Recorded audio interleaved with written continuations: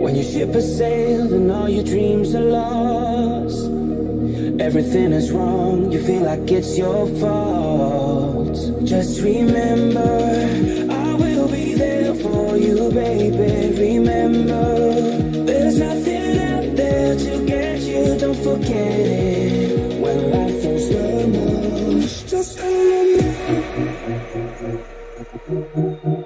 Just remember. Just remember.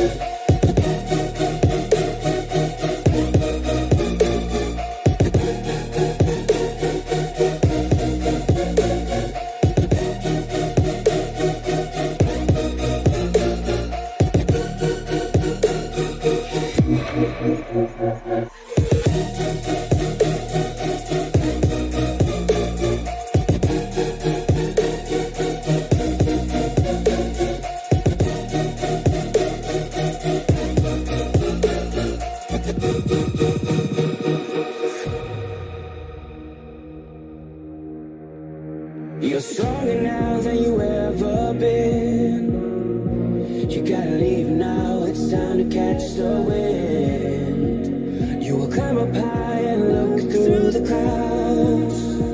And when you're feeling low, I know you'll bounce back. Oh, and just remember, I will be there for you, baby. Remember, there's nothing out there to get you, don't forget it. When life throws lemons, just remember.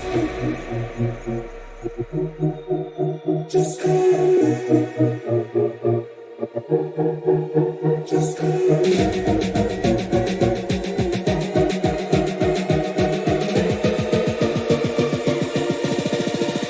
Just remember.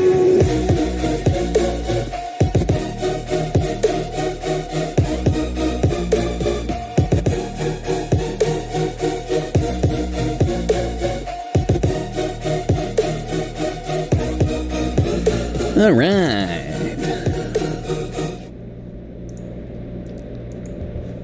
All right, we're back with another series, another fantastic North American Dota series. This time it's going to be the up-and-comers. Wildcard Gaming versus Nouns. Wildcard. They have reached fourth place before in the NADPC. Nouns have reached new heights, challenging for a slot at the major. Unfortunately, they couldn't quite close the deal and ended up getting relegated to third, but still, new heights for them. They seem to be on the up anyway, and we'll see whether or not they can keep moving their way up and forward in this lower bracket by taking down Wildcard, so they can then in turn face 5 seconds Quincy Crew in the lower bracket final tomorrow.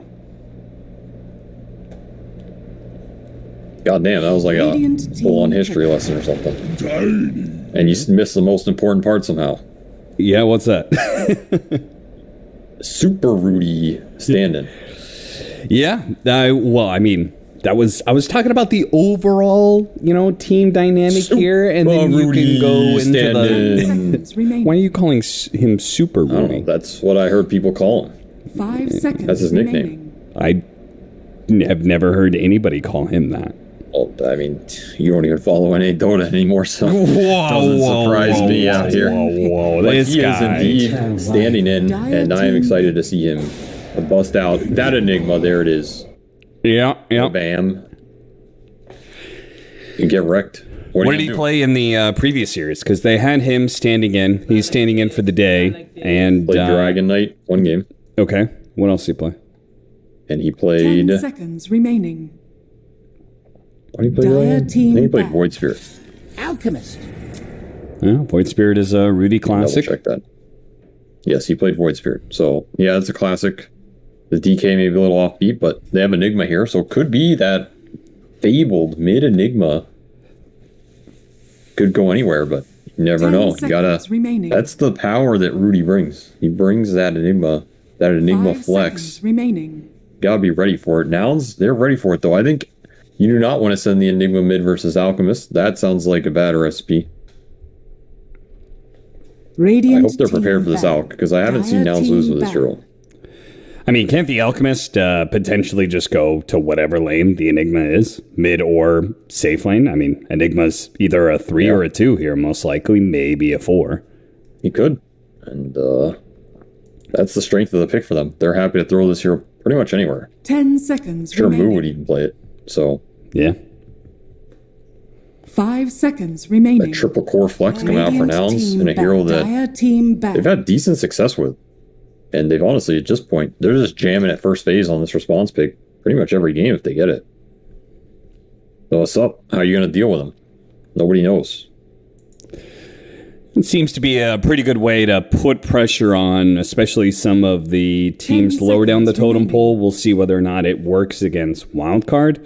And if it does seconds work, we'll remaining. see whether or not they try and jam that against Quincy Crew tomorrow. But going into the second phase here, Phoenix Rubik going to be banned away by Wildcard. Some, at least the Rubik anyway, pretty good answer to Enigma. Bloodseeker and Bristleback taken away by Nouns. So taking away some of those weirder carries for Eve. Probably the heroes they think are going to deal with this Alchemist the best in the game. I think Bloodseeker's a pretty good answer to this hero. As long as you're on comparable item worth. Like the Rupture is pretty hard for Alch to deal with. The percent-based burn with the Radiant Shard later, team pretty back. nice. Radiant team pick. TA, I think, is another reasonable ban. Dire team pick. And Clock, so I think they are committing this Enigma core. Again, we don't know exactly where it's going, but it looks pretty committed here, especially with those bans. Like, you're not going to ban triple support counters to Enigma if you're playing a support Enigma. I think that's a waste. Like, who cares?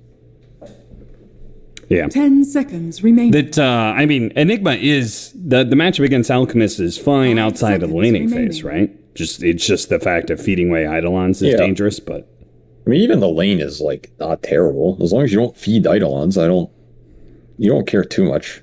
I don't think Alch should kill you, really, but I don't think Alch is weak versus Enigma. Like, I would be fine playing Enigma, or Alch into an Enigma lane, you know? sure. Especially if I have a strong support. I'd be pretty happy. Like, I stack up the jungle. If the lane goes in, you can play for pulls with Acid Spray Push and have him help you fight on the side. Dire team It's, pick. like, decent. I don't think Enigma's going to pressure Alch too much. Depends on the support matchup as always, but I feel like Radiant you're pretty team Gucci with that. And some more Daz, man. Yeah, I'm sure. A little bit of dazzle time in here. Where is this Weaver going, though? That's an interesting one, because we have not seen very much. 10 seconds remaining. I haven't seen like a ton of Weaver support, like maybe here or there. 5 Definitely no seconds 3 remaining. Weavers. So is this a carry Weaver and they're going Alchemist mid or offlane?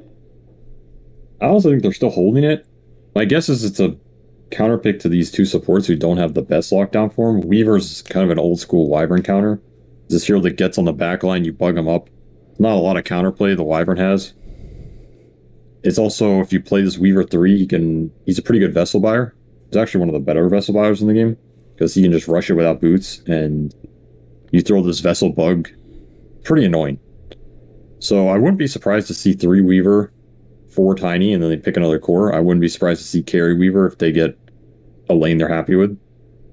And of course they have the Grave here for the save, so pretty nice bailout mechanism for Weaver, because he can time-lapse it all off. It's like the Terribly Dazzle. Sure, yeah.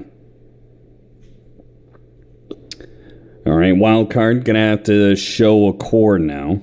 If it is gonna be Enigma 3 or 2, if they want to keep that blurry, pick up their carry now. And, I mean, they already know probably a tiny 4 position, so. I know he's been playing a decent amount of Faceless Void. It's a little tempting here with how little building pressure Nouns is putting on, and I mean, just dumpsters this Weaver hero. But I don't know if it's that good into this, like, Alch Dazzle sustain with the save. It also puts them in a position where they have 2 big long CDs on Enigma Void, which can be a little annoying going into this last pick. There's also Furion on the pool, which we've seen a decent amount of today, going up in priority. It would be another summons hero against Alchemist, but... Get overwhelm him. Too many things to farm. Of course, there's Terrorblade, which is like the old school out counter. It doesn't look terrible here. Dire team ban. They go for the Slardar. Interesting. Leslau did make this look very good yesterday. Not as much today. But Problem is, 10 you don't seconds theoretically see the remaining. carry lane matchup. yeah. Which is where this hero struggles. And 5 seconds like remaining. we saw earlier today, I think Dazzle's very good versus hero on the lane.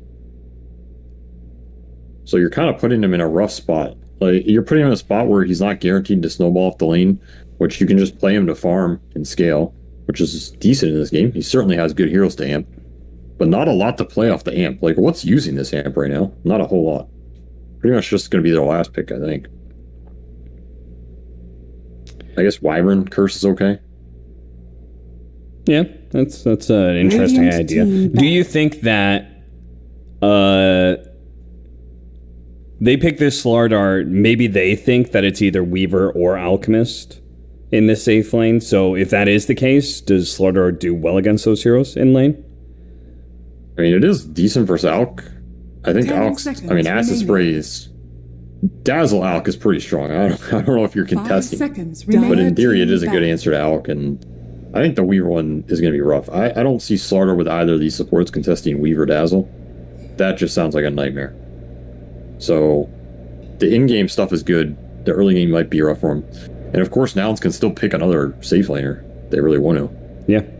10 seconds remaining. That's where I'm really interested to see what Wildcard is going to be banning, because we at least 5 get a little bit seconds remaining. of a peek inside of their head of what they think the most likely scenario is. Obviously, Nouns a little bit easier. They're just banning away carries because that feels very obvious. They do ban away the Terrorblade that you were talking about as an old school counter. Any other like big hard carry counters to Alchemist? Radiant team ban. And we did see the Lifestealer go out. I think Ursa is still okay. Okay. Ursa just man fights him later on, and of course you can abuse the early Roshan that Alk Dire will team sometimes had trouble contesting. Yeah. So I always like that one. I think Monkey King can do pretty well versus hero. There's also Slark, but I doubt we're going to see a Slark come out. Yeah, it's been a bit. Hero's been out of the meta for a while. Those are the ones that come to mind, though. Of course, though, the more important point here 10 is seconds this does look remaining. like mid-enigma, right? Yeah, it does. For Rudy, his signature. 5 seconds remaining. They said, now is the time, sir. You have bullied enough of my pubs that now I shall send it against the enemy, says Sammy Boy. And I think that makes it all the more likely for me anyway that this is an Alchemist mid. I'm leaning towards Weaver carry and an offlane pickup for Nouns. Though I don't know what that would be when you don't see the carry. And you can just pick some Radiant super annoying team Venno type hero. Admiral Kunkka. Kunkka. So making Enigma's life even harder here. They still have multiple lane flexes going. But I think what they want to do is play this Weaver 3 safe lane Kunkka. Actually, do they even want safe lane? I don't know. Maybe they want safe lane Weaver. 10 seconds remaining. Probably super dependent on what this last core is, how they set up the lanes. They can 5 literally do anything seconds here. remaining. Wildcard does have a potential Now flex, select your heroes. which would be Slardar's safe lane and a different offlaner. I don't know if they just did that, though. Necrophos is kind of nebulous in that regard. Divine Llama, yeah, okay, it is. It is going to be offlane Necrophos, and they're doing a carry Damn. Slardar. Carry Slardar? This is taking me back to MVP Phoenix days with QO. Yeah, yeah. This is some old school tech. I don't know. I mean, Slardar is kind of a carry now. You just go this like Mom, potentially Midas, Blink, AEC, Moonshard, whatever you want to go. And you do dunk on some carries. Like, you'll do a lot of damage. The issue is this hero getting kited out, or if he can't burst people during his BKB duration, then you're stuck in a fight. It gets a little rough. So, this Necro pick really signals that they want this hero to have a really good laning phase. And he should have a decent time. It's versus a Kunkka. Yeah, Kunkka Dazzle, Dazzle's a that should wild be card. fine. He should do okay. He has some clock running some interference. I think it's better than the alternative that would have happened in their offlane for sure. So that's going for them. The big question to me is, I feel like this Alex just free farming mid. Yeah, I think so too. We'll see what exactly Rudy does because, I mean, as you could see, he has a level 30 Enigma. He is known for this hero. It is his signature. He's kind of one of those players, and I feel like this actually applies to a fair number of European players, is that you just like spam a certain hero, you get really, really good at that hero, and then you move on to the next one. And Enigma is one of his favorites, so I'm sure he's played this matchup before. I'm just interested to see what he does. You just like deny the range creep and then throw the conversions into the jungle somewhere, or what? I can't believe I'm seeing this with my own eyes. You can just play to deny a bunch, I guess. It's probably pretty annoying. You can play to like go to his side and steal his small camp, some stuff like this. That's the kind of stuff I would like to see. I think it's the highest impact if you can get away with it. I'm just not sure how reliable it is into this acid spray spam, because I don't think the Eidolons can just tank acid spray that easily, especially in an aggressive situation. He is the Enigma expert, so if anyone knows about this stuff, it's him. I'm sure he has an idea. Normally I also see him sometimes go Vessel on this mid Enigma. Yep. Which looks pretty good this game, unless Necro, but I guess Necro's going for it. So I'm also interested to see what he decides to go items-wise, because normally I would say it's Vessel 100%. But of course, Divine Llama's picking that up. Early he's going to go Wraith Pact? something else. Potentially, yeah. He could just go the Vlad's buff the Eidolons, try and play around those. I don't know if it's applying enough pressure in the game. I guess you can play super fast with Slaughter Amp, try and do some early Roshans and stuff. It would help with that. You could just go Octarine Rush. That could be spicy, Oh, they're actually going to fight for this one. This is going to be a little spicy. Divine Llama has tons of Poison Touch stacks. Costa Bila is going to be able to keep his distance. They have to fight together, but they're kiting him around, and eventually he will take out. He's going to get off the battery assault, but it will not be enough. He does lose Divine Llama's life first, so Husky gets the first blood. Alex does manage to get the counter kill onto Husky, but still, to the favor of Nouns, certainly. Pretty decent. Did cost this Kunk a lot of regen, whereas Necro's going to come back full, and first blood to the Dazzle. Much rather have it on the Kunkka in this situation. Look at Gunner go. He's diving behind the tower just to try and kill all the Eidolons, and I think he just got all three. Well, that's a decent start for him CS-wise. A little bit of inflation. Yeah, certainly. Never hurt anybody, right? Yeah, it's not a problem, I'm sure. Oh, nice Torrent land. That's going to be the Poison Touch. Reapplying again and again. Divine Llama is being super pressured. And I feel like this is a lane that Necrophos should be able to do fine once he gets to, like, level 3. I feel like this hero kind of operates like Timbersaw would. Or Dragonite. But this level 1 pressure is really kicking him out. Level 1 is the best time to abuse this hero. It's when he's the weakest. If you can build up a decent level advantage, send him to base once off of death or something, you're definitely going to be pretty happy. And I think Dazzle is a hero that can definitely apply the early pressure. Ooh, it is just getting too close. Gunner keeps on pressuring Rudy and keeps on going for the Eidolons. Took a couple of tower hits, though, and dropped dangerously low. He's getting Malefist. Yeah, he's not going to die, though. He's got the Fairy Fire still. Rudy had to burn his earlier.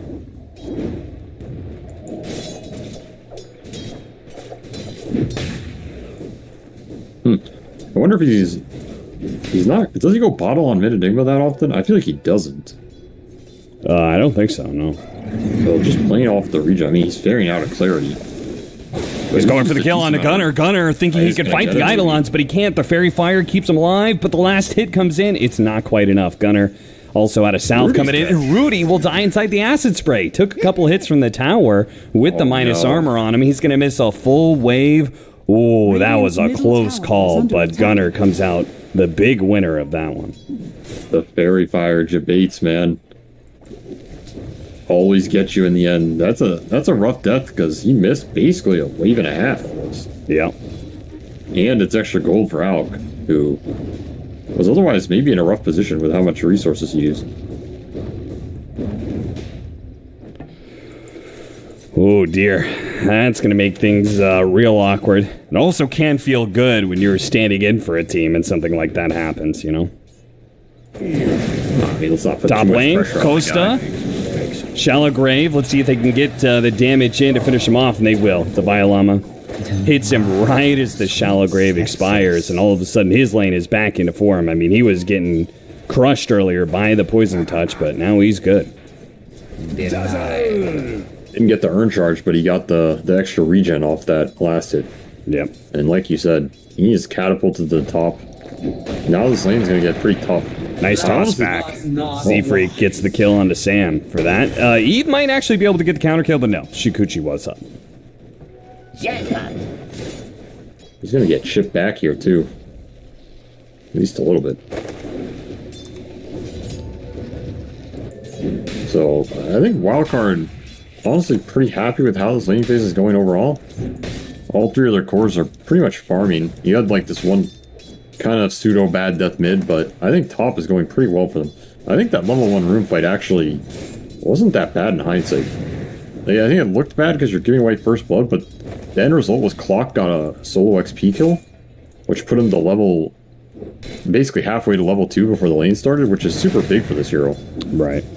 And then he kind of just like battled the early waves on his own through this Dazzle to get his Necro to where he is now. I don't know, some of these rune fights, they work out weirdly, and I've often thought, like, if you're more confident in a lane, then you just shouldn't get sucked into them at all, because the less chaos, the better for a lane that you're trying to win. Oof. Gunner continues to be pressured. I mean, even though he got that kill, he is behind in net worth by like 200 behind this Enigma, and he's getting pushed out of lane before he gets level 6. Top lane, Costa in trouble again. Alex managed to catch him inside of the cogs with battery assault. Looks like he might die, but the Shallow Grave, Divine Llama, doesn't even bother trying to go for the kill with the Death Pulse. Necro versus a melee hero. You love to see it. Or you hate to see it. Depends who you are in the lane. Yeah, it depends on which side of the matchup you're on.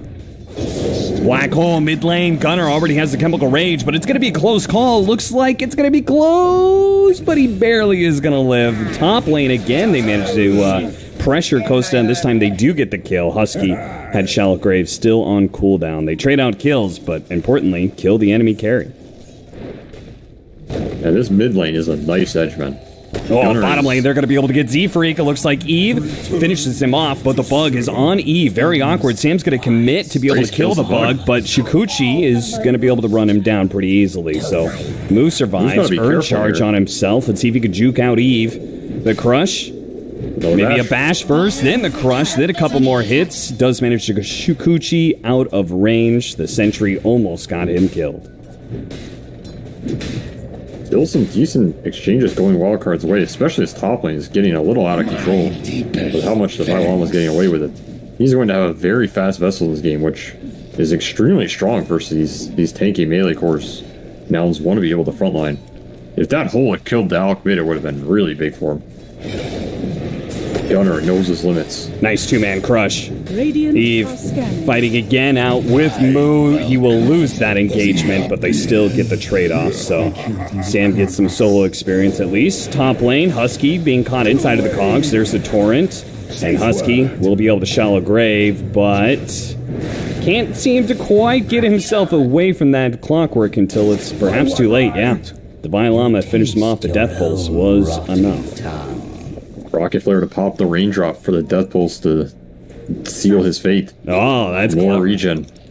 More regen going this Necro's way. He is out of control at this point. And that is going to be an issue.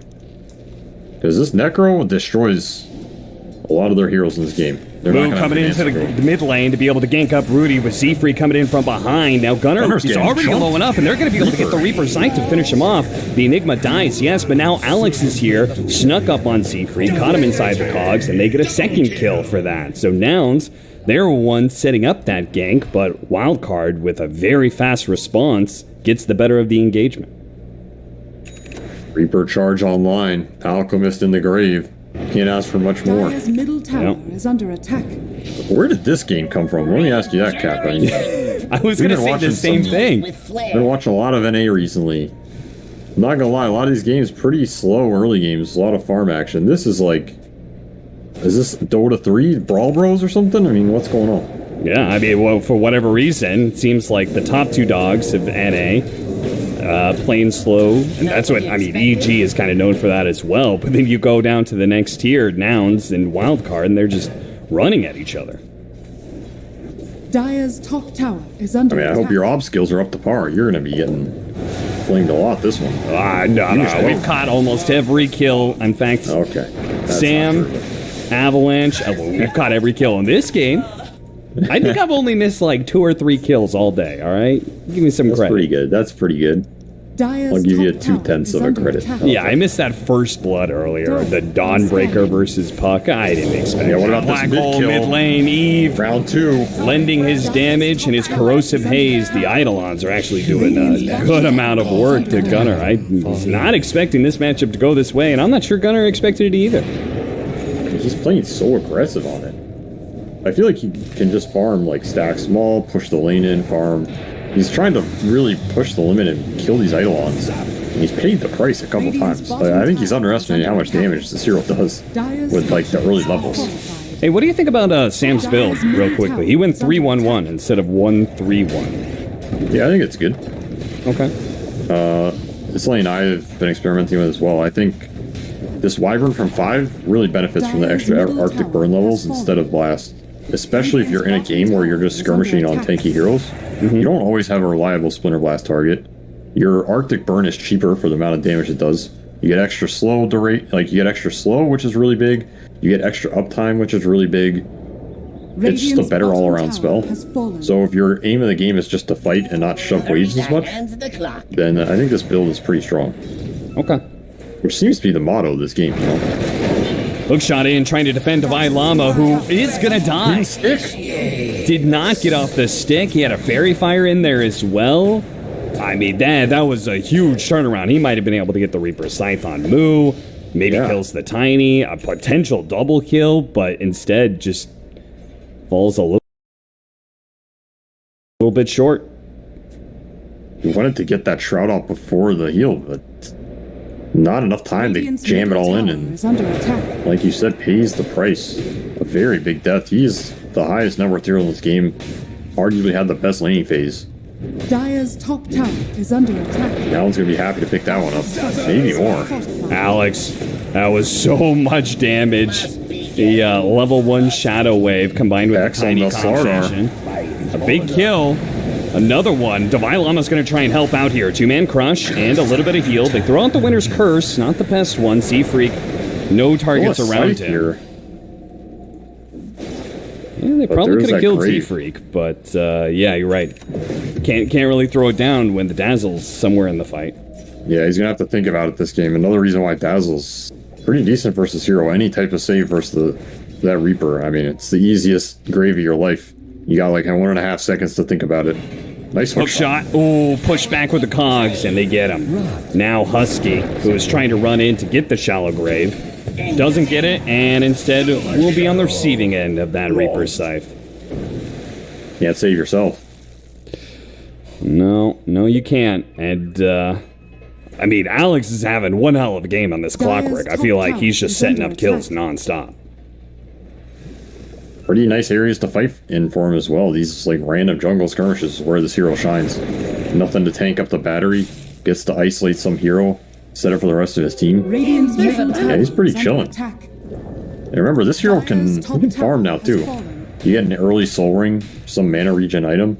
You can even go Orchid Rush on 4 o'clock. Start killing them creep camps with the extra battery assault. He could really accelerate.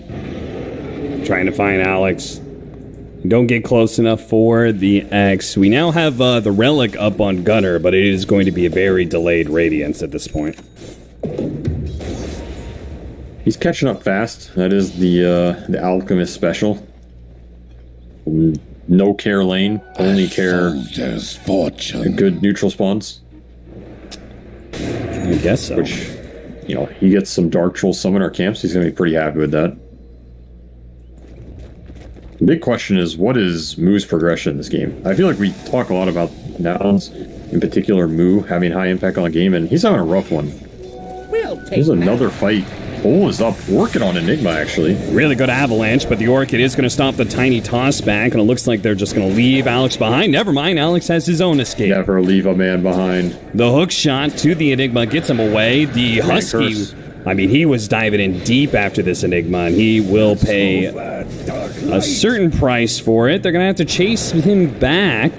They want to be able to get the kill, and they're not going to be able to. Eve came in from the side, the toss up straight in the air, but it looks like he should be able to collect on the tiny kill. Maybe a Reaper's Scythe? Not really necessary. Now you dwell. Fast Orchid bailing out that toss back. We were wondering what Rudy was going to go. Radiant's top tower is Extra under silence attack. is what he's chosen, and this item's powerful in mid-Enigma. You get it very fast, combine it with Malefice, Eidolon's hitting you. Suddenly this Weaver, he's going to be food for the chopping a long portion of this game.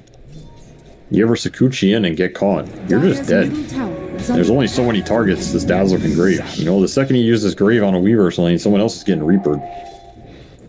I like the item decision. It's gonna apply a lot of map pressure here for a decent amount of time. Eve also going a pretty aggressive route here with the Mask of Madness into the Blink Dagger. Very similar build from what we saw with Leslau's Slardar in the offlane. And really, there's no other build, I think, to go on a Slardar. Maybe you go Dire's BKB top before tower Blink. is under But attack. The only other one that comes to mind would be a Midas, yeah, which that's true. I've seen Amar build Midas on this hero once or twice. How situational it is, I'm not sure. I think on carry Slardar, it's more interesting if you're having like a super good game. Just guarantee that scaling gold income. Coin. That said, this Mask of Madness build it's not like you're farming slow at all, you know? Yeah. This item is basically a Midas in itself. How fast you can clear through camps and ancients and do all the things a normal carry does, so it's keeping up pretty decently. Gunner is beginning to make a little bit more of a net worth gap between him and second place. It's still Wildcard ultimately up in overall net worth, but the Alchemist is beginning to get some serious farm, working towards the BKB.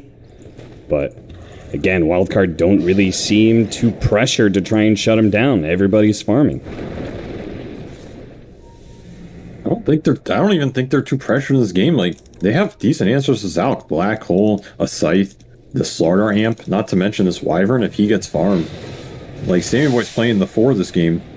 If he gets farmed, don't be surprised to see some Aether into Ags or something. Like, it owns this game. I think it's actually viable on some of these support Wyverns. Dire's top tower is under Block getting attack. voted. Hook shot out. Onto an ally. Seafreak actually spotted here with a Corrosive Haze on him. Sam, check the high ground for a second there. Wanted the Scythe. He wanted it. Didn't get it. Still only 2 stacks for him. Rudy. Going bug hunting. Yeah. I mean, this Weaver... Again, I was going to say, like, I feel like the games where Moo is kind of sad are the hard ones for now. He's like their primary shot caller, he's the drafter. This is the guy with the vision for the game, right? And I feel like this is another one of those games. He just seems out of place for me. It's like, what is his role in the game, you know? He's a Weaver, he's farming, he has a vessel with 0 charges.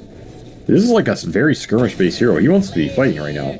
This is where his hero's super strong, with the early bugs, Max Akuchi, the vessel rush. Doesn't feel like he's finding footing, though. Which is, it makes me worried for this Nouns lineup. I don't think this Alk can just solo carry this game. And it's off. If he keeps getting Dark Troll Summoners, maybe he can. I mean, this guy's got some good RNG, I'll tell you that much. Yeah, and he's almost at that BKB, and it feels like to me you're saying Nouns need to make a pretty good splash with that item timing. Based on how this game is going, yes, I think they want to fight with it. They need to get this Weaver going. They need to use this Kunkka strength. Dire's bottom tower is under attack. It's hard for him, but you got to find some opening here. Alright, Blink Dagger on the Tiny. Moves, still just sitting on a Spirit Vessel, so nothing new there. If they want to farm another 5 minutes or so, they can get Blink on Gunner and finish up a BKB on Costa as well. And that, I feel like, is would be like this huge window of like really, really strong dire side action. But it is just more time that Wildcard is just kind of seeming like very content. Slarnar's getting nice and big, and like as you said, they have all the answers to an alchemist. They don't have to worry about this hero that much. Yes, I think you want to fight if you're Nouns. I don't think you wait for this Kunkka BKB. He went bots. It's the greedier build. Okay, I can see a payoff long term. You cannot delay the fight this much, especially with Tiny Blink coming out. You need to get your Tiny and Weaver enabled in this game. They are not going to keep up on the map with how they itemize the skirmish if you're just watching 3 of these wild card cores just farm it up. I mean, you're just putting all your eggs in this alchemist basket, which, I mean, he's a decent basket to put your eggs in. Radiant's bottom tower is under attack. I just don't see him 1v3 in this game in terms of the core's output. Not to mention, like, this Wyvern can even screw with him, too. Radiant's middle tower is under attack. And there's a Roshan for this Slarnar. It's free. I mean, Nouns is being so hesitant. They're kind of poking at this mid tower, just sitting around, and Wildcard's like, okay, you're going to do that. We're going to do Roshan. Now we have an Aegis on a Slardar. Your timing for fighting, which we were just talking about, is now kind of gone. Impressive. Wyvern ult didn't find anything. And yeah, this is just an awkward position for Nouns. Like, are you going to run into these heroes? Seems pretty hard. Gunner says I'm down for it, though. That was a close one. Does have the vision behind the tower. They know about it as a result. The Chemical Rage is down. That's why Alex is going to jump in. Reaper's Scythe is going to be bailed out by the Shallow Grave, but still Gunner is low enough that Divine Llama could get that kill. Fortunately, the Avalanche covers him up. Eve, Splinter Blast, still on the BKB going, but Eve is looking to be able to catch up. And the sprint is almost up. He's silenced a little bit longer. The Masked Man is now down, but he doesn't want to go for it. Not underneath the tier 2. Ultimately, they will miss out on that kill, but it looks like Dazzle did get run down at the end. And that's where you wish you had that axe, right? Just chop them. Yeah. They still have hull, though, and not much used. I mean, the Reaper, okay, your Reaper trading for this Alchemist BKB, it's not the worst in the world, because there's no way this Alch can ever fight without it. Yeah. So you're not losing too much on the map, even in these types of exchanges. And of course, Alex missing his timings here. Tiny Weaver trying to make something happen. They just get turned on. Yeah. I'm not sure what their thought process was there. I'll be honest, Avery. That was not the play. That was not the play. You toss in a Necrophos, who's already tanky, and you toss it into a Weaver, who only does physical damage. So... Yeah, he still has no vessel charges, so he's having a rough one. Yeah. I understand the frustration, though. They feel like they need something to happen in this game. I think they're just not sure where and how. Mm-hmm. Shut away!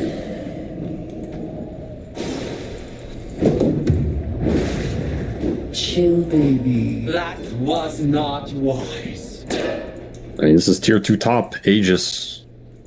Signature Aegis off Roshan into tier 2 into Outpost. It's a classic move, middle and tower is under attack. all this is, it's getting time for Rudy to get the BKB here. Which, Dire's structures are fortified. what is stopping the BKB hole? Radiant structures are fortified. Not a damn thing. That's right. Not a goddamn thing. So, what's to stop him just BKB holing out every fight and then... Radiant's middle tower. Alright, you grave him, but how do you turn that fight afterwards? Alex contested the power runes, did get a haste rune, and thought, maybe I can play with these two. His allies, though, are a little bit too far away. They're still focused on getting this mid-tier 2, and Nouns are going to try and defend it. Radiant's bottom tower is under attack. I don't know if there's much defending it. I don't want... They're just taking it for free. They are going to try and fight, though. Alright, this is a good kill. Dire's top tower is fortified. Pick off on the clockwork, but that's all they're going to get, it seems. Let's get vessel charges. Finally. That's true. Yeah. Feels like he's been hunting for these for 10 minutes here. Yep. It does give them an extra tool versus time. I mean, in the time he's been hunting for him, this Necro's built in a Yule's and another 1400, so this vessel might not even get that much use this game.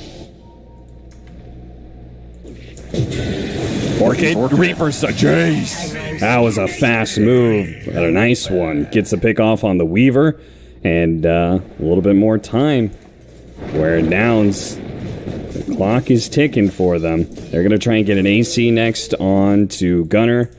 Costa, I mean, he had his BKB. I don't even know what his next item could be. I don't know. Nullifier, Abyssal, Silver Edge? Bloodthorn? I feel like they need some damage. Yeah, of they some do. kind here. At least some other damage source. I guess you can go like the Ag's Torrent Storm Shard build. Doesn't seem great though. The Silver Edge I'd be okay with. Maybe you can find some pickoffs. What? Clear sailing now. Leading off, Eve. He's got a BKB, doesn't actually pop it right away, so Seafreak does get some spells off. The misses Winter's everything. Curse on the side didn't really hit a whole lot either, so... Could have been a Dream Initiation for Wildcard. Goes a bit awry, and Nouns will be able to get away pretty much scot-free. Rudy's not even here, though, so... He's chilling. He is almost a Dire's BKB. top He's tower cruising. is under attack. That Wyvern's ult almost hit multiple people. That was very close. Unfortunately, he misses. Ooh, Seafreak Still looking.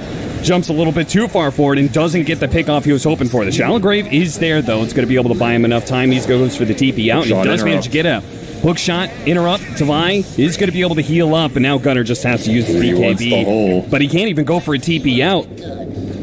They don't even necessarily need this black hole, it looks like. He will manage to blink away, stopped any damage coming his way, so... Still no black hole to be used, but that just means a darker sign for Nouns. They're losing fights without that team fight ability being used.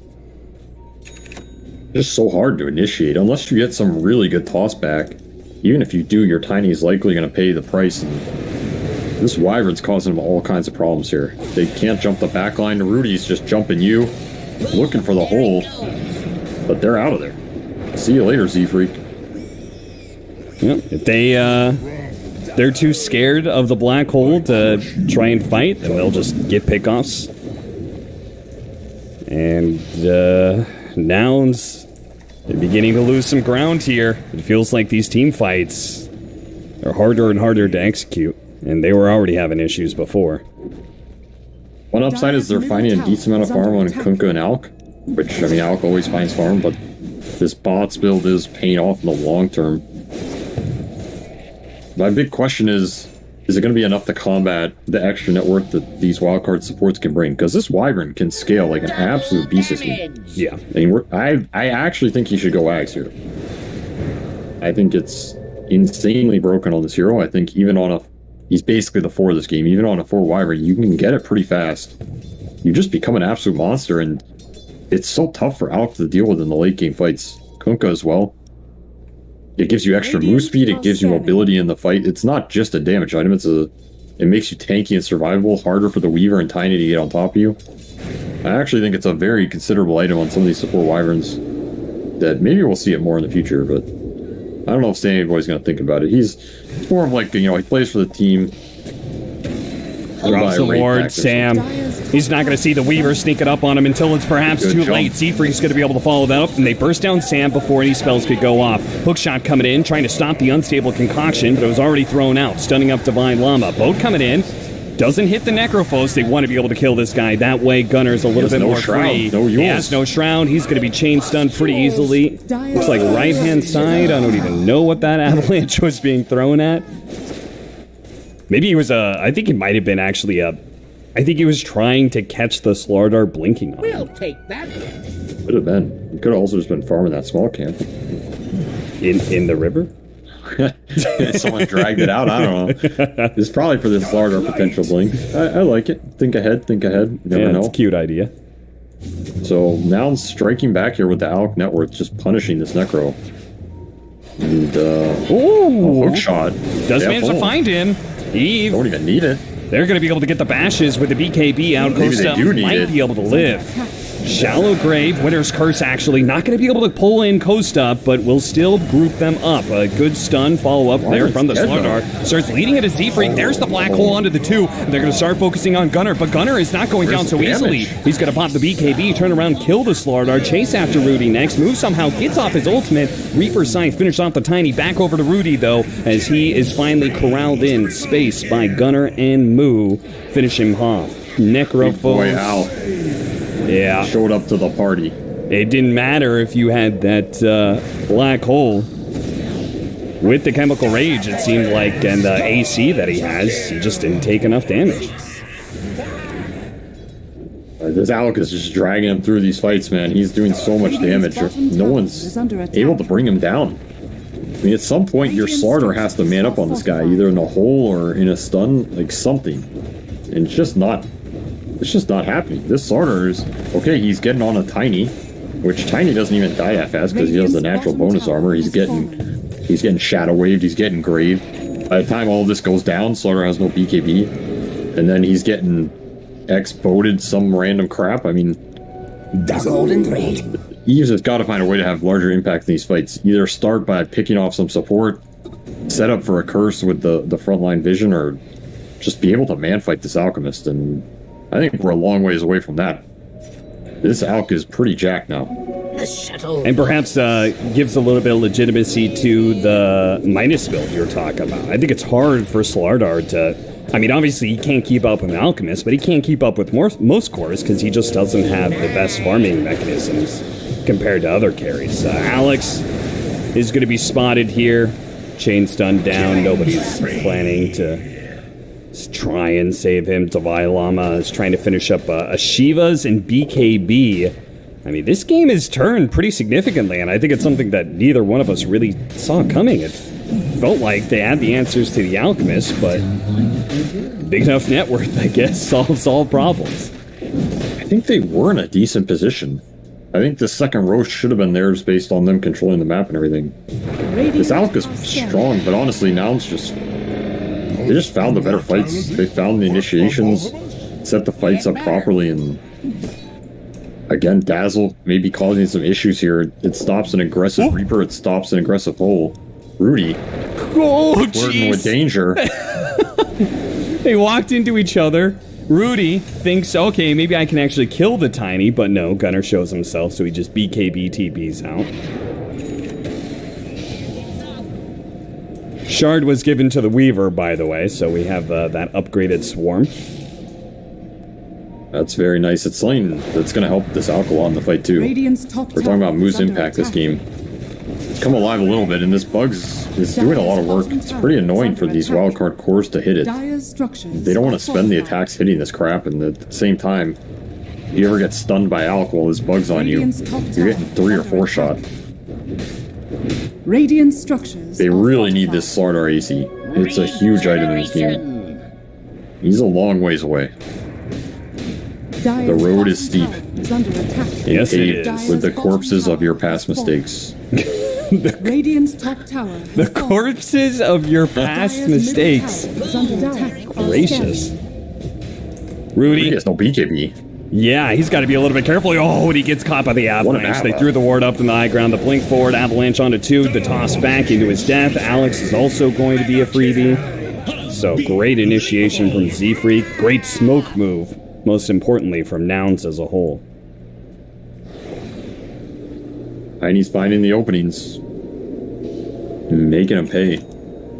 They definitely cannot fight the Aegis here. No. The way their lineup functions, it's, all-inning with these big ults. Aegis just defies all that. It will mean Gunner gets to 6 slot himself and maybe 7 slots. There's no limit to the Alchemist greed. Dark light. Maybe overwhelming blink. Illusion. Don't think there's too many good Aghanim Scepters he could give away. Maybe one to the Weaver. Oh, you But give it to Weaver's the Daz man. You give it to the Daz man, then he refreshes all your items. That's true, yeah. You make him your slave. You say, follow me. I mean, the funny part is, I assume it refreshes Lincoln's too. Refreshes everything. Imagine a Refresher. Dazzle refresh refresh on the Lincolns that prevents the Reaper's side. Oh, You get a Reddit thread for sure. yeah. That's what we're all here for, so I hope they do it. All right, well, 2 minutes left on the Aegis. Let's go. Radiant's middle tower has fallen. Where you want to go? Well, I thought we were going high ground, but apparently not. Why go high ground when you can Grievel's greeted up? He's got the Ags queued. Someone's getting it. Well, it's Weaver? not the Weaver. Weaver is completing his own Aghanim Scepter. True. Oh, the toss back. They already have the Cold Embrace on it, but there is going to be Chain Stun. The Torrent Boat is coming in. They need something to be able to dissuade this. The Ul Scepter is going to help out. Now he can go into his ethereal form, so he's okay. He's X. But he's pulled back again, and still no curse, no nothing. How was there no curse there? Was he TPing back? They were so clumped on that go. Yeah, Sam... Sam was definitely there at the end. Yeah, he might have not been there in time, but... Yeah, that would have been a curse right there. I think he could have got 3 or 4. I mean, Nouns have to think about it. This is the way they lose a fight, is the clump into curse, which will set up the hole. Because again, there is no BKB hole cancel, so if you catch 3 in a curse, you're getting 3-man black hole. Radiant's Gonna be a top rough time tower for you. is under attack. Nullifier on this Kunkka. Necro's like even harder. Radiant's top tower has Gunner fallen. is going to town. Inside of the Midnight Pulse, he doesn't give a damn. Out with the Aegis in tow. Radiant's top Don't you wish you could barracks are embrace your under buildings here?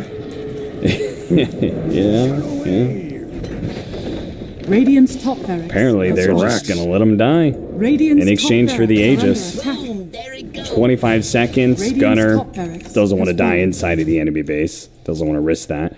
Wildcard are going to go for a smoke out. I assume they're trying to time it and position themselves to catch Nouns as the Aegis expires.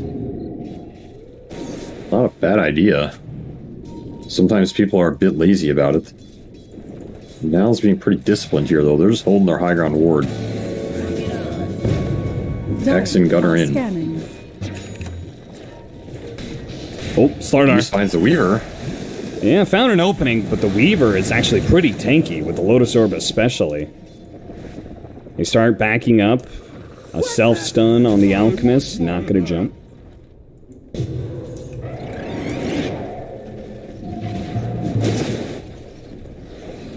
You know, one of these times, don't they have a Yule Scepter? One of these times, I want to see them Yeah. try and Yules catch these X marks the spot plays.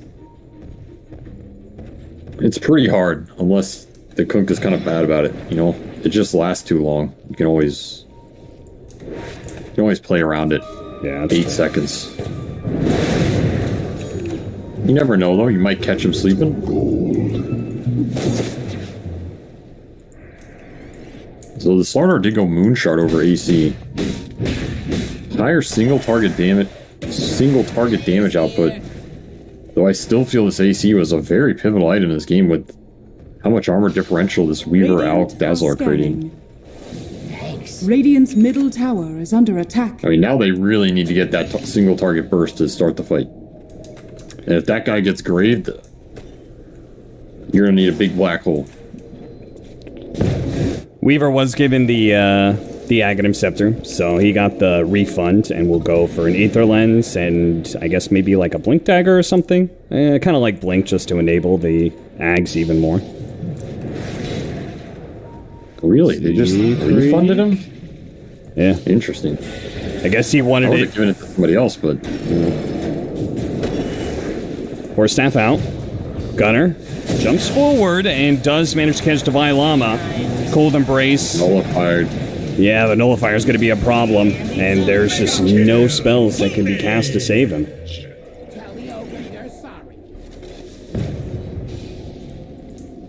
Oof. Rough position. Very rough. I don't know how you kill this Alk at this point. He's a menace. Your Necro can just not engage the fight. There's too many tossbacks. Like you said, this Weaver has Blink Aether now with the refund. Radiant's And middle even if you tower do has manage to try and fallen. kill him, there's 2 saves. Yeah, the and the time lapse.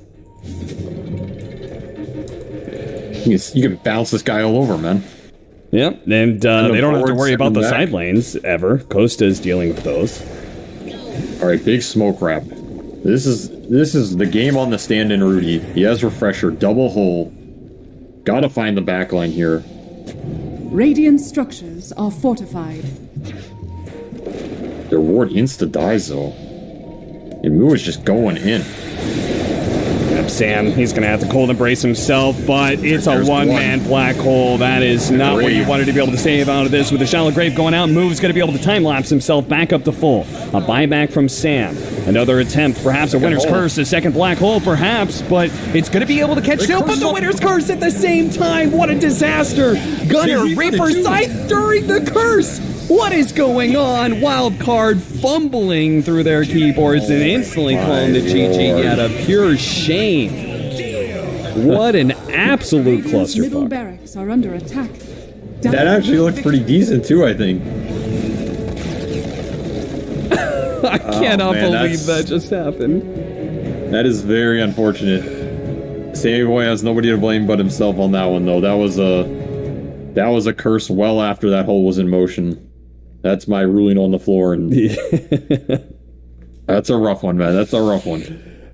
Wyvern is a hard hero to play, you guys. It's a hard hero to play. Yeah. You got to have clear communication to be able to know what your allies are doing. And, I mean, this is a shame. This is a shame just because you could see, I mean, from the graph, Wildcard was favored in this game. We were talking about it.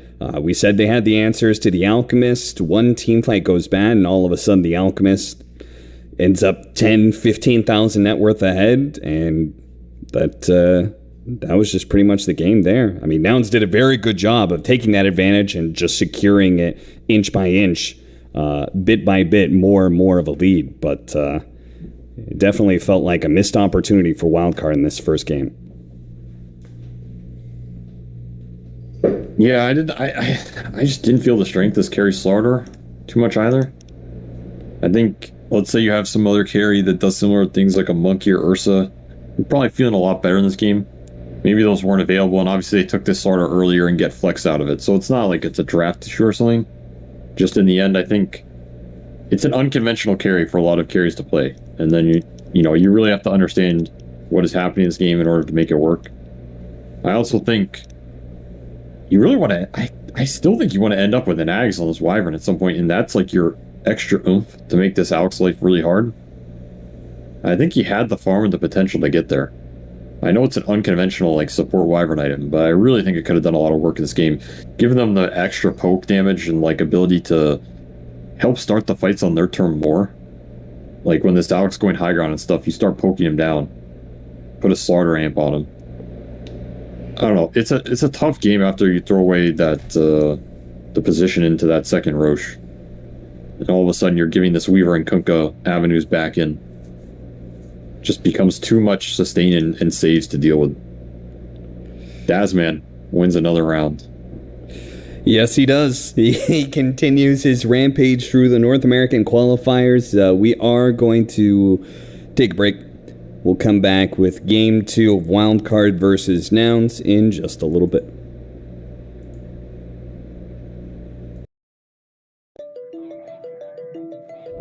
Seems right, it never was. We were just stuck into something. Time shows we let it go for too long. Go back, I never could. It wasn't what I was searching for at all. We've been turning upside down. Now things are stranger. Nothing's left to say. Too far gone to go back to that place. And I don't wanna feel that way. I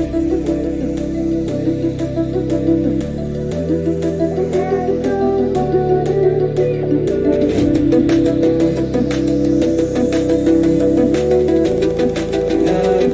wanna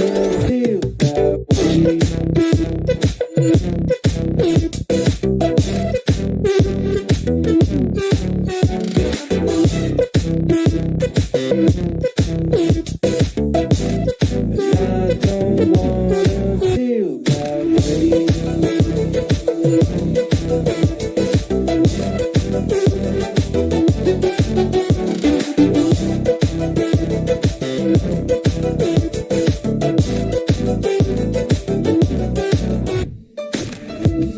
right, it never was. We were just stuck in a something. Time shows we let it go for too long.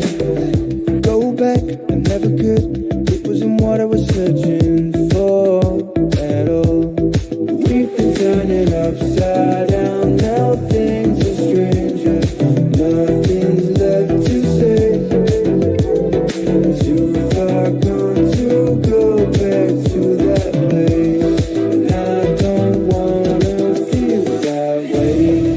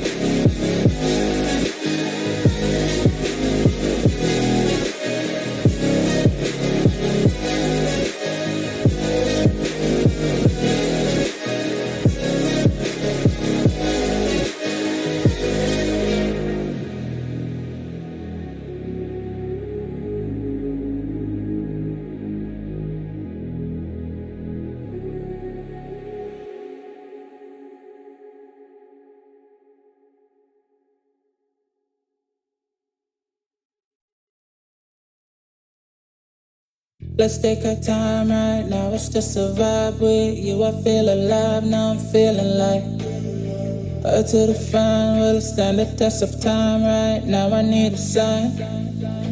Tell me if it's over, come a little closer. We should take our time to think this damn thing over. Should we grow closer, should this be over? My heart for your mind, probably we should start over.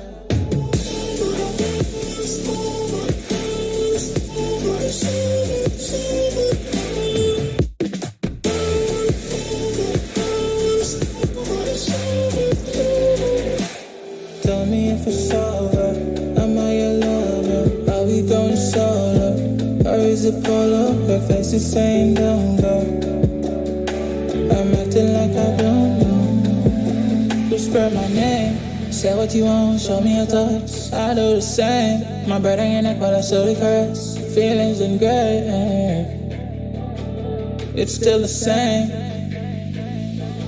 Tell me if it's over, come a little closer. We should take our time to think this damn thing over. Should we grow closer, should this be over? My heart for your mind, probably we should start over.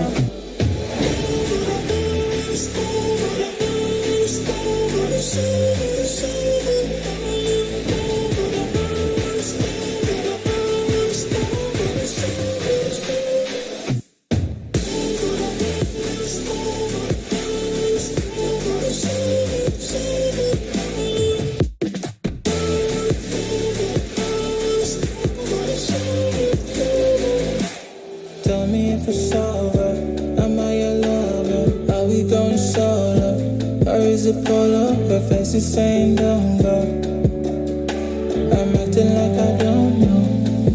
Tell me if it's over, come a little closer. We should take our time to think this damn thing over. Should we grow closer, should this be over? My heart for your mind, probably we should start over.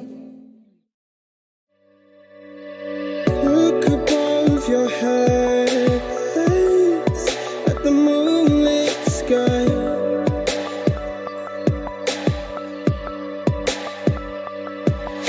The stardust drifts and shines brightly in your eye.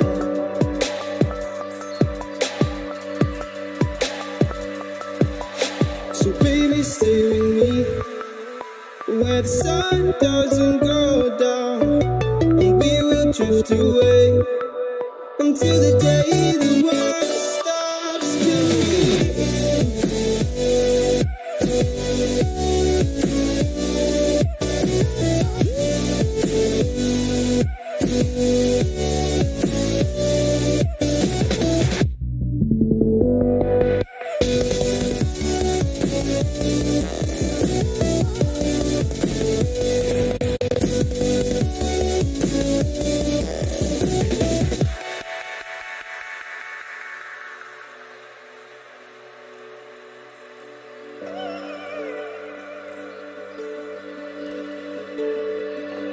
Oh, baby.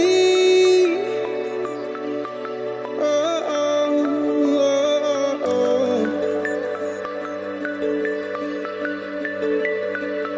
Oh, oh, oh, oh, oh. Yeah, yeah.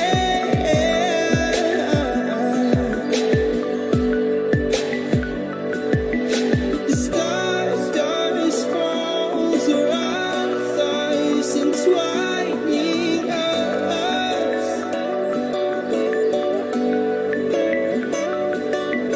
So baby, stay with me where the sun doesn't go down, and we will drift away until the day the world stops spinning,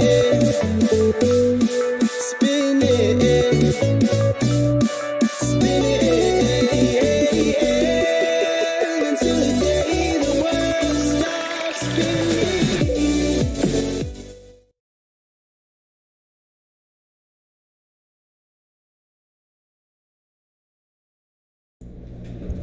Welcome back, everybody. Wildcard versus Nouns, game 2. Radiant After team Well, an awkward closing out of game 1 for Wildcard anyway. That last team fight. Probably something you want to erase from your mind moving forward into this series. I mean, one thing they can take away, they were winning that game at some point. Right, Avery? I think they were favored from a technical standpoint. Alchemist is a beast of a hero, but they were definitely favored. Not the way Sandboy wanted that game to end on a lot of accounts, I think that's for sure. I hope he took a little mental breather there, reset himself a bit, and focus on the rest of the series, because they didn't lose the series off that curse. They didn't lose the game off that curse. It maybe felt like it. It was sure a little. It was a game that was already in the books. You'd already lost. Who cares if you screwed up the last team fight? You probably weren't coming back anyway. And that's what I'm talking about. Put that out of your mind entirely. Go with the Wyvern again. It just force picks it. Confidence. The fortitude of this man. Maybe he'll make Alex play. The fortitude to just repick it. Remaining. Sends a signal, It sends a signal. I may go out, but I'm not letting myself become a meme. I'm going out my way. Exactly. I respect that. We'll see if it works out, but I respect it. Hope that's what he's listening to right now. A little bit of Frank Sinatra. I did it my way. He just puts on music, doesn't listen to his team. Yo, you guys want to talk about the draft for game 2? No. I'm listening to Frank right now. He'll tell me all I need blue to know. eyes. Radiant team pick. All right, so there was a lot of different options for what you would respond. And I was not expecting either one of these heroes. Ember Weaver? Out of all the OP heroes available to you, that's what you're going for? And first off, Cap, this is Nouns we're talking about. Are you surprised that you're surprised anymore? Because you shouldn't be. And second off, are you surprised they don't care about OP heroes? These guys care about what they think is good, not what you think is good, all right? Or and other number 3, professional players think is good. Yes. And number 3, this is some Wyvern hate, right? Ember Weaver, good luck, sir. You are getting jumped on, and you are not going to like it. And Wildcard just doubled down on the Enigma. Rudy, for those of you guys who don't know, Rudy, he plays for Arkosh Gaming. Well, not anymore because they got knocked out of DPC, but I guess they're still playing in that Bitcoin tournament. Anyway, he plays for Arkosh. They tried the Enigma mid, and I quote Rudy here. He said, I don't think this hero is a thing.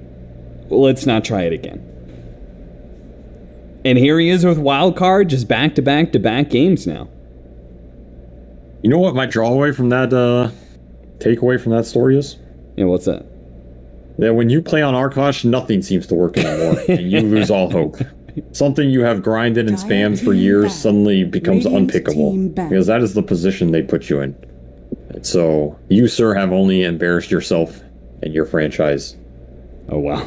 That's kind of like on point for the brand, so I don't think I really did any damage there. I think embarrassment is just part of, some brands like to put forward, loyalty, trust, Arkosh, it's embarrassment and cringe. 5 seconds remaining. Those are the iconic words we're looking for. I thought it was failure and shilling.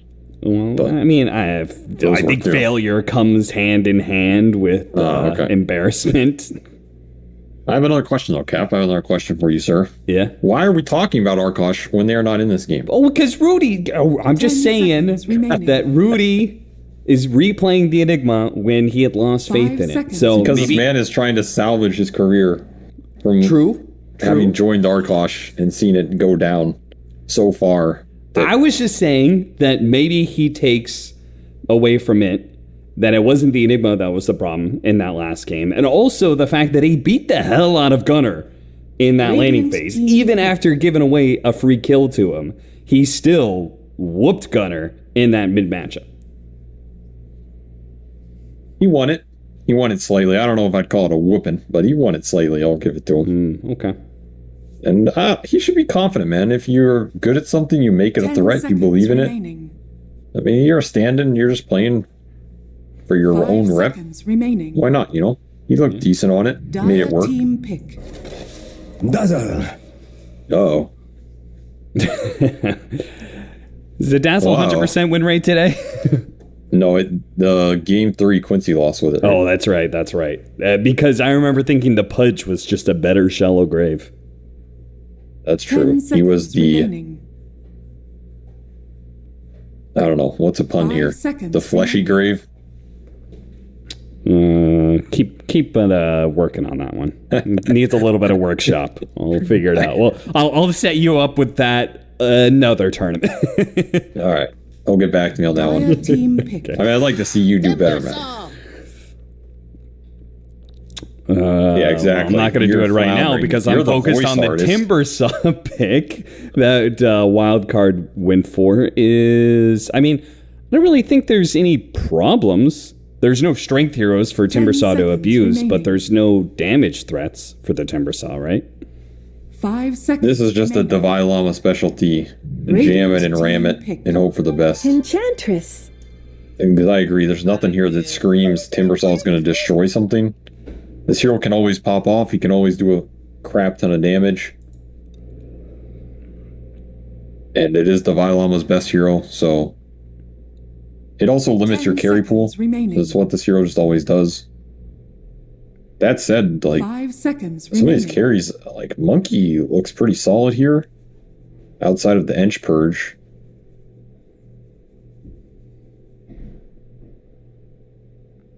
This is Nouns, though, so it's probably going to be something crazy.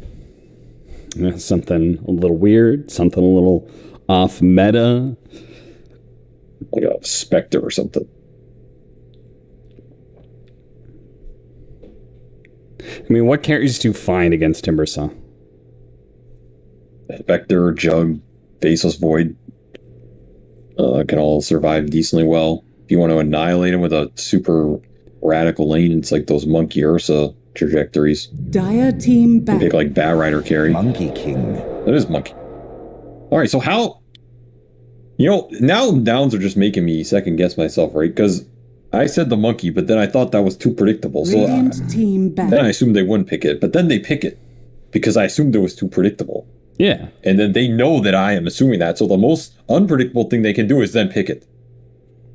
Yeah, of course. I mean, you can't be too Okay. unpredictable I'm just all the checking. time. It becomes predictable. My 10 God. seconds remaining. Yeah, I mean, These guys really are on another level. yeah, they've studied the game. I feel like they've 5 studied our seconds mentality and they're here to destroy it. they just listen back through our cast of drafts and just go, yeah, this is good. This is good. They have no idea what's going on. Wouldn't put it past them. Wouldn't put it past them. So, but I like the Monkey here. Good versus the Timber. I think it's a tough matchup for Enigma in the later stages. Yeah. Like if you take the fight where you anchor it in a Wukong, even if Enigma holds you, you grave the Monkey and the Wukong kills Dire him. team pick. The Wyvern and Ench are kind of annoying, but again, you jammed this Ember Weaver, so in theory, you're not too worried about Wyvern in this game. And I don't think Ench is some crazy Monkey deterrent. I like to pick. There's it's a black hole cancel for some of the early fights, as Yep. well 10 as seconds remaining. really free farming of Eidolons with Boundless Strike as well. So 5 seconds remaining. Exactly. Remember the old Basher Monkey days? Ooh, yeah, that one Igea DAC, I believe. that was not cool. That was that not was- a cool version of Monkey King. Let me just say, there was something wrong with that. Depends who you ask. If you ask Mavoka, he thought it was very good. So Yeah. there's two sides to every Dota coin. All right, final pickup for wild card. Need a carry, something that goes against Monkey King, and then two very slippery heroes in Weaver and Ember Spirit. Radiant team pick. Sniper. Sniper, yeah. I like this. I mean, that did not sound like a confident yeah. I don't know. This doesn't scream sniper game. I'm sure it's a good 10 seconds carry matchup remaining. versus Monkey in a vacuum.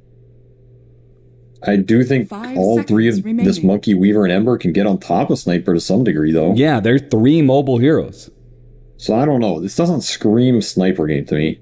I can see this hero's. He's not like old Sniper. He can fight through a lot of stuff, so it's not terrible. It just doesn't scream it. And This game screams Arc Warden to me. Okay, they're bringing out the big guns. Z Freak Ember.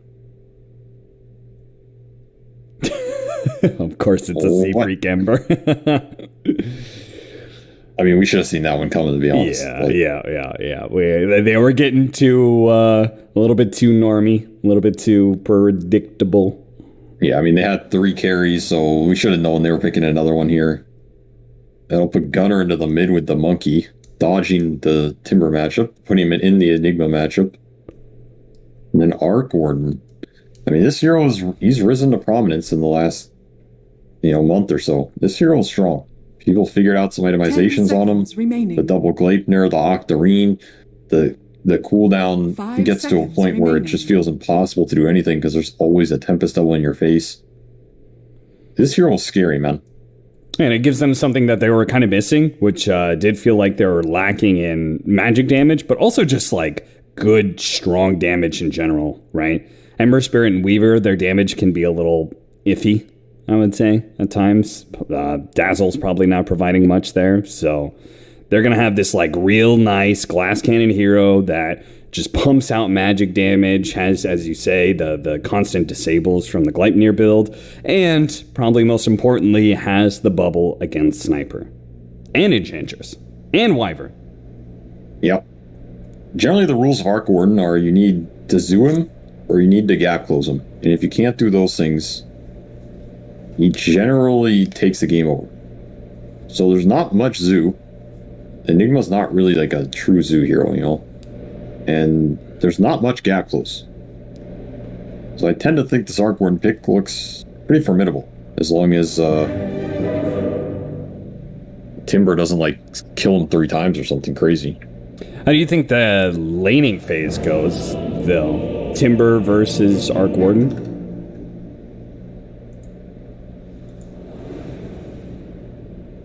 It can't be that bad for Arc. He's a super ranged hero with nukes. Like you buy stick and you just right click him on the early waves. Oh, I feel like it's fine. I wouldn't be afraid to pick an Arc into a Timber. Yeah. But at the same time, it does probably sound like Timbersaw is going to free farm. That's what I was kind of thinking. I don't know. You guys are unlucky. I'm banned from Winter Wyvern. I mean, I did tell you he was going to make Alex play it. I did say that, so... You did. You called it. Maybe he banned himself, to be honest. He's just trying to throw some smoke screen up, Yeah. Throw some shade at his team, which he can do since he's the captain. That's the power a captain has. Yeah, they still project confidence. Yeah, exactly. It's a Sammy Boy special. Projecting 30 confidence at all seconds times. Take no responsibility, shift all the blame, project confidence. The 3 steps to successful Dota captain career. That's an NA leader way, for sure. Yep. Comes from a long, prestigious line of North American captains. All right, so it does mean Alex is going to be playing bottom lane with the Timbersaw. The Enchantress does at least have the chance. I mean, this is a Sniper and Enchantress against a ranged offlaner, which I feel like is really good. Nouns does manage to take 3 bounties, though. Sniper will free farm. The only question is how much more does he get on top of that? Is he start killing this Ember? Do they manage to kill Weaver on like an aggressive Sakuchi? This is a very dire favored lane because it's 4 Ember Spirit. And I don't think this hero is that strong as a 4. That said, Sammy Boy just lost all his HP, so that's a rough one. A little awkward. He did at least level Impetus. I remember when you were really preaching about Impetus, Enchantress, and lane, we were watching Wildcard, and you were watching Sam play Enchantress, and you wanted him to go a more aggressive build, so maybe he listened to you. I think in the lanes where you can win the lane very hard, going Impetus slow is very nice. I think this is a lane they can do it. Like, what is the point of taking heal and trading with Ember and then both the course farm? It's like, who cares? You know, you want to slay him. Slay, slay, slay every day. Isn't that the motto? Yeah. Sniper might be dead. Dyer's This is top tower absolutely is terrible for them. How did that happen? What's going on there? I don't think Sandy Boy can chase his Ember. I think it's, you just zone the Weaver and you pull behind. And you trade that pull. That's very unfortunate. Sniper is very sad now. He missed a lot. Yeah, just a little bit. Just a little bit. Like, I don't think you care about the Ember. You care about the Weaver, you know? You want to mess this Weaver up so he has a rough game and Sniper has a good game. Ember is whatever. His Ember is just they're trying to be annoying and pull the Ench off the lane so the Weaver gets the one-on-one. Because in the one-on-one, the Weaver's happy to play the one-on-one. So what you want to do is make it a 2-on-1 versus Weaver with an Ember being there and saying, what are you going to do? You don't have a spell. Right? And I think the exact opposite happened. So, once again, I'm not particularly happy with Sandy Boy's Enchanted performance, but... Eve is going to be chased down again. This is a the disaster. lane started as a disaster, and it only gets worse from there, it seems. Yeah, this is an actual disaster now. Your Sniper's 0-2, he's still level 1 at 2.5 minutes. In fact, I think they've lost a monumental amount of XP on this lane. Not a great start for them. No, it's not. The upside is Gunnar is getting a lot of CS, but he is, once again, in a melee hero matchup against Enigma, so he is probably not super happy. Getting chipped, he's getting chipped a little. Needs some more levels, he'll be Gucci. A little. I mean, Gunner's a comeback player anyway, you know? He doesn't like being too ahead. That's true, that's true. I mean, Eve has died twice, and I'm pretty sure Gunnar has taken by far the most damage in this game. Thanks a bit of tower there. Some Jingu. No problem. Bottom lane, I think we're mostly going to ignore, just because I can't imagine either one of these cores dying, that's for sure. Kind of a free it looks farm like both sides. Divine Llama's... He's pretty chilling down here. Yeah. He's going to hit level 3. He's still got regen left. No real pressure coming out towards his Timber. In fact, Coastal Ability's got to be a little careful here. Radiant Takes a bit of damage. Gunnar's going for the kill in mid lane. Malphus underneath the tower. The tower's going to aggro onto him. Ooh, this is awkward. Rudy, Fairy he's Fire. got the Fairy Fire on both sides of the table here. The TP coming in from the Winter Wyvern. If they spot him, he's dead. And they do. Rudy gets the vision, gets that last hit in, and this time, as you can see from the tip, this time the first kill does go Rudy's way. Still, this top lane is bleeding. And it's bleeding hard. It's Turning hemorrhaging. into a... Yeah, it's a full-on hemorrhage at this rate. And they're hemorrhaging versus a 4 Ember. This is... not what you want to have happen. Like, this is supposed to be the hero that they flex. Alright, this is getting out of control. This is getting out of control. This is not a lineup you want to fall behind versus. No. No, it's not. It might get the return kill. Alright, some justice for the sniper. Justice for the sniper, but still Moo continues to get bigger and bigger. Somehow, once again, he gets the kill, but does not get the urn completed in time. Gunnar gets run down. Alright, now I'm losing it. Now I'm missing all the kills. Gunnar gets run down again by Rudy, who is now level 6. So the silver lining continues to be the mid lane for Wildcard. They're making a little move on this Dazzle bottom. Yeah, might be able to kill him. The Fairy Fire goes off, turns around, Poison Touch underneath the tower. Now Divine Llama is going to take a decent amount of damage. Danny Boy's here. Yeah, he is, and he's going to be able to get the kill on Husky. I guess you're more Means the fresh. sniper is abandoned, though. Yeah, and he's being chased down by Z-Freak and Moo. Radiant's bottom tower is under attack. Well, maybe the sniper isn't a carry. Maybe Rudy's the carry now. Rudy, Godspeed, sir. Drop the sentry, Sam's got to be careful. Hitting one of these nukes, he's going to die. Moo does manage to get the kill with the Shukuchi on through and get out, using the urn charges to heal himself up. Why do you TP here, though? I don't know exactly.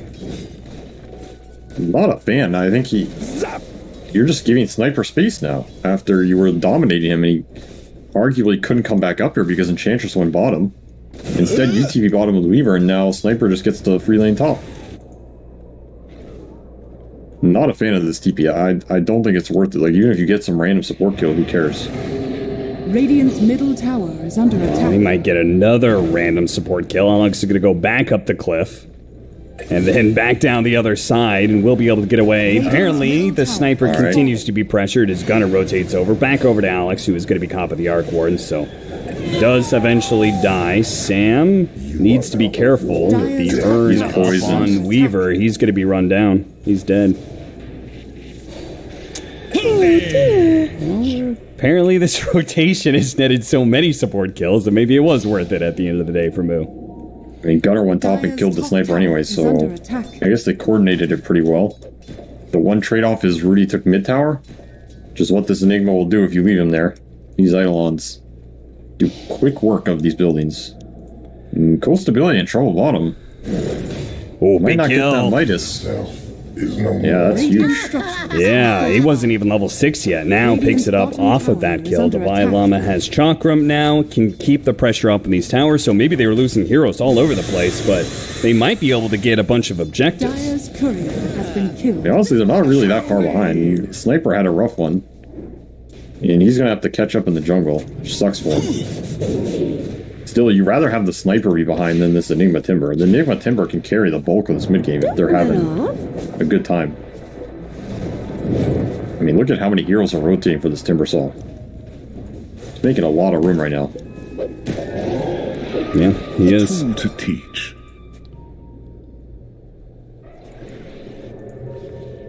Alright, Moo heads back up to top lane. He had his fun in the bottom lane, got some kills, but they're not going to kill this Timber Saw. Bottom tower is under Rudy, attack. meanwhile, continues to farm. Looks like he might be going for another Orchid buildup. Z-Freak. He missed the chains, but it doesn't matter. The Arcane Rune allows him to be able to throw some more spells around. Man, he uses, he's having a real rough time. Radiant's bottom tower is under Mentally, attack. it's got to be frustrating. Honestly, he's not even that far behind this Arc Warden. Which, not sure how that math exactly works out. Yeah, how has he died 6 times? Costa's died once, and the difference between their net worth is 400. Radiant's bottom tower is under attack. I'm not sure. You're going to have to get a math professor on that one. I think, power of stacks, I guess. I don't know. Radiant's bottom tower has fallen. I mean, early kills just don't... Under attack. They don't mean too much in the current meta, outside of what you use them for. And Nouns have... Yeah, the Sniper bled a lot of kills. But it's not like Nouns got crazy amount of towers or map control of it. There were trade-offs happening elsewhere. This Enigma got a tier 1 mid. They probably got some extra bounty runes. Gunner are looking for some more freebies. I feel like Wildcard is... You'll never find my hoard. Like, do you feel like it's one of those situations they don't realize that they're not actually that far behind? I feel like they're just kind of doing wild things, which maybe is just in the name. Technically. Yeah. They are technically ahead in net worth this game. I mean, running around getting these kills, it's not really that efficient in the current state of Dota, especially in the early game. They're just not worth that much. Like, a single creep wave is arguably just worth way more in terms of the gold per efficiency. And Rudy's been farming, Divine Llama has been farming. They've taken 2 tier 1s. The tower gold helps a lot here. So it's more, like, Dota's more about what the kills lead to than the kills themselves. They look great. You got a bunch of levels on your support Ember, which is cool. Now, does it translate to something? That was the big question here, because technically this is a game Wildcard's leading net worth despite a disastrous start for their Sniper with 6 deaths. I mean, that's what Midas is for, right? Yep. Gotta get some sort of recovery mechanism. He's not ever going to be able to keep up with an Orc Warden, though. Zefric, oh, he almost got bursted down by Devi Llama. Devi is going to try and help Sam, and Sam, well, the Weaver looks to be able to close off the kill, and Sam doesn't have his level 6, so Weaver will be able to run him down. The Shikuchi actually gets it through the Cold Embrace. Devi Llama, meanwhile, looks like they managed to get the kill onto Gunner from Rudy in the bottom lane. Just hold him. Send him straight into the abyss, as Enigma says. What, are you laughing at something there, Kev? I just know how much you love the abyss. You know, it's part of your brand. Yeah, okay. And he will have a fast Orchid here. 11.5-minute Orchid for this Enigma. He is ripped, man. This Enigma's been doing some lifting at the gym. And he's going to punish a lot of these Nouns heroes if he can get the connects. I mean, Gunner's got a Midas queued up. I don't know if that one feels that great, to be honest. Like, is this the arms race in NA Dota? You know, Midases start cropping up here and there, and next thing you know, everybody's got to have like 2 or 3 Midases on each team. I mean, I did tell you Midas is the future, apparently. I don't know. Every pub I play, I see 2 or 3 of them. Not good ones, but they're there. And this one feels slightly similar, you know, like the sniper had a bad game, he died 6 times, alright, I'm just going Midas. I don't blame him. This monkey, he's honestly having a rough one too. He had 3 deaths, he's the lowest net worth core. You know, screw it, I'll just buy Midas. I don't know if these work out all the time, sometimes they do. I think this Gunner one is going to be pretty slow though. He's a long ways off. What is happening? Oh, they're discussing cats. Apparently cat balls.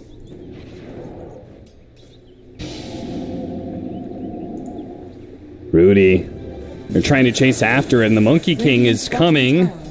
Going through the trees. We'll be able to hit the stun. Sam is here, but I'm not sure how much he could really help. Rudy is just going to die to the Weaver.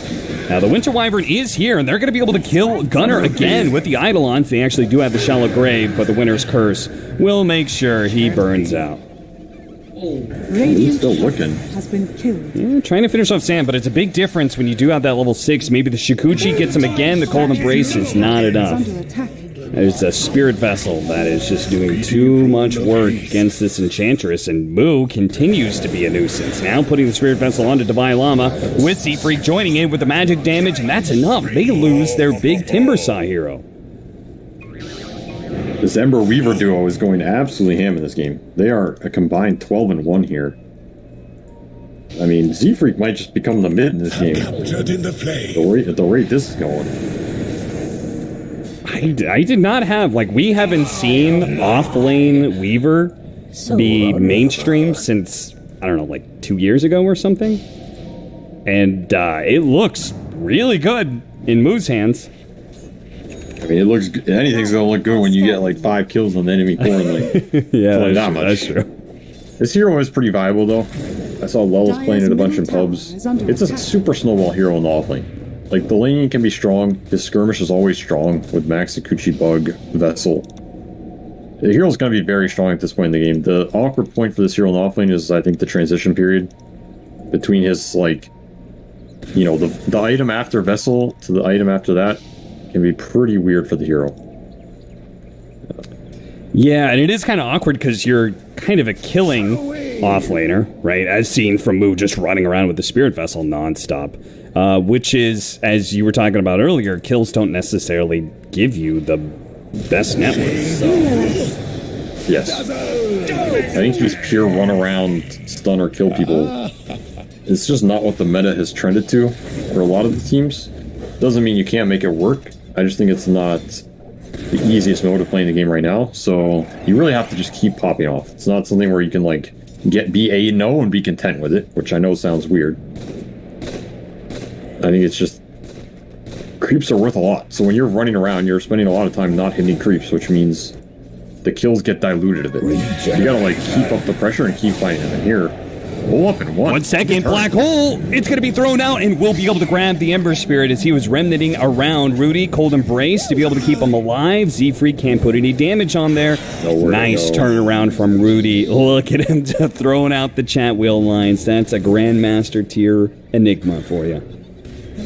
And I mean, this is the other downside. If you falter a little bit and die, suddenly that Weaver streak is worth 1,000 gold Dire's middle to the tower hands of is under Mr. attack. Rudy. Yeah. You gifted him a very nice birthday present. I don't know when his birthday is, but... We'll see. It's today. Happy birthday, Rudy. Yeah, happy birthday, Rudy. What is he, 19, right? Yeah, that sounds about right. The youth, the life of a youth. Not so fast. Well, he's going to get a very fast Blink Dagger, thanks to that double up.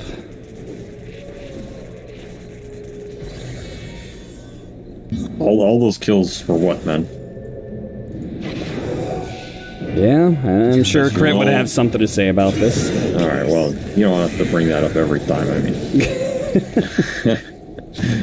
The Violama skirting with danger. The Sniper Midas has been going to work. He is. Just been chilling out in the jungle, shooting creeps, Midasing creeps. Gunner, can't really say the same about him, as he's died a couple times and might die again if he's not careful. Alex is going to come in, curse him straight up, don't give him a chance to be able to jump away into the trees. And, well, they don't have a stun after this. That is awkward. I thought they would have had enough nuke damage. I'll be signing autographs out front. Just no damage after that curse is out. He's got that high armor. The king of the monkeys. Tanky boy. Yeah, I guess physical damage. It also says a lot about Wildcard support levels, or net worth, rather. Wyvern doesn't have an item yet. Is going to be trying to get a Blink Dagger, though. Well, it's a reasonable item in this game. If you can ever get multi-hero curses, it sets up for the black hole. So anytime you have a spell like that, the positioning becomes even more valuable in this hero. Oh, nice juke. Alex, you can try and TP away soon. Or you can stay. Be a Chad. Oh. Is he really going to stay? Damn. It's the Chad mate. That's the Chad move right there. He wants to finish his Blink Dagger, you know? You would have TP'd, admit it. I would have TP'd, 100%. Yeah, I would have TP'd too, so that's okay. Well, we're just not champs like him. Lines up the stun.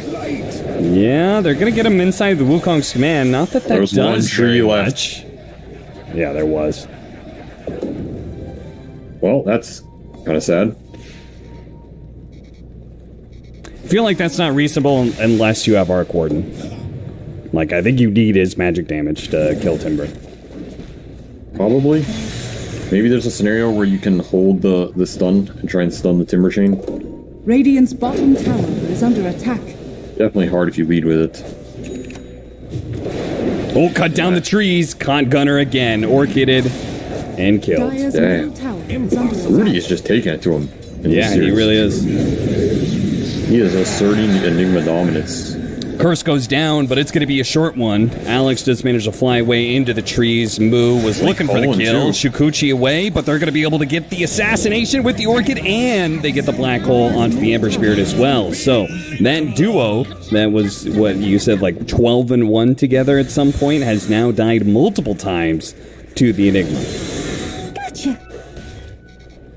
And this is kind of just Dota. You can run around and get all these kills. If it doesn't translate to map control, it's pretty useless. And I think they could have translated it better. It's just not the easiest thing in the current meta. It's much easier to just farm and then, the enemy runs into you, you kill him once, suddenly you're blowing the game open. I mean, this sniper is top network. That's the power of Midas and, like, killing these heroes on the return with the streaks and everything. Yeah. You do a lot. Well, I have to check the graph because I don't know who the hell is winning this game. It looks like Dota Plus does feel like it's Wildcard, and the game has been going Wildcard's way.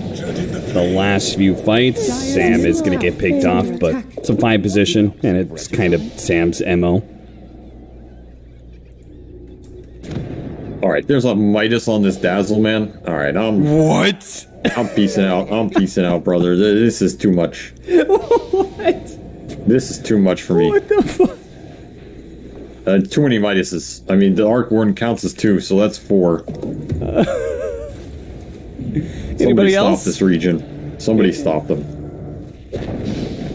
Dire's middle tower has been denied. I mean, is he actually gonna go Aghanim Scepter? Is he gonna go Shard and then Aghanim Scepter? That's the only reason you would go Midas on Dazzle, right? So you could actually get the 50% cooldown. I was bravely. I don't know, man. Well, Rudy continues to pop off against Gunner. Another Winner's Curse that doesn't actually grab anybody else. Husky, he's going to be caught inside the Chakram. He's going to try and go for the last second Shallow Grave. Does manage to do so. Rudy, meanwhile, hops in, tries to go for the Orchid kill onto Z-Freak's Ember Spirit, but he does have a Remnant to be able to jump away. But Eve is right there, right next to him. He's going to have to jump again to another Remnant, and a third time he goes. A bottle, but oh, look at Rudy.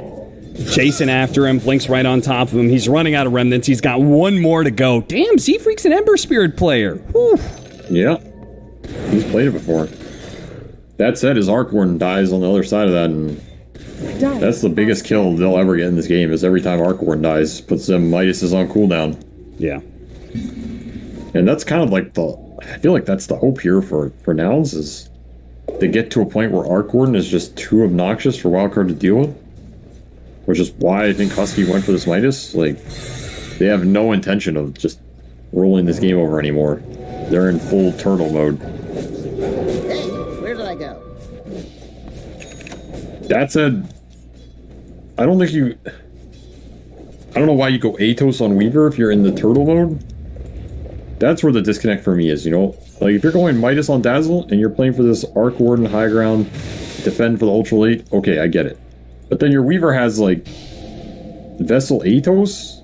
What would Weaver go in this turtle mode? I mean, you go Midas, right? you get that 5th Midas cooking. Oh, yeah. I mean, you can just go scaling items, I guess, or, like, I don't know, Orchid doesn't seem bad if you get on, like, the Wyvern, you're working him up. I don't think Atos is bad if you go the Gleipnir. I think Gleipnir is very strong with this hero. But the naked Atos, I think, is just gonna... I don't think it's gonna feel great. Yeah, you would like it more if you went the Maelstrom first and then to the Gleipnir. Yeah, sure. I mean, you're also gonna have 2 on this Arc Warden. So it's like, how many do you need at a certain point as well? That's true, yeah. I'll cut and then I'll cut again. Poke in this Ench. I don't know if this is the best hero to poke, though. Yeah, I mean, Sniper is nearby. Divine Llama is already in the fight. They're going to deal with the Arc Warden Wraith. And that's going to be it. They're out.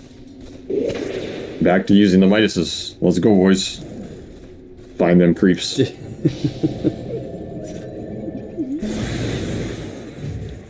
I mean, this Dazzle is gonna... He's gonna start climbing, man. He's got Midas, he's got Philosopher's Stone. Yeah, the Philosopher's Stone really does push you over the edge. Once again, cutting down the trees, but this time, they do not have an immediate... I'm not even sure if he knew Gunner was there. I don't know. Gunner knew he was there. That was... Dire's top tower is under attack. Classic Midnight Pulse. Radiant's bottom tower is under attack.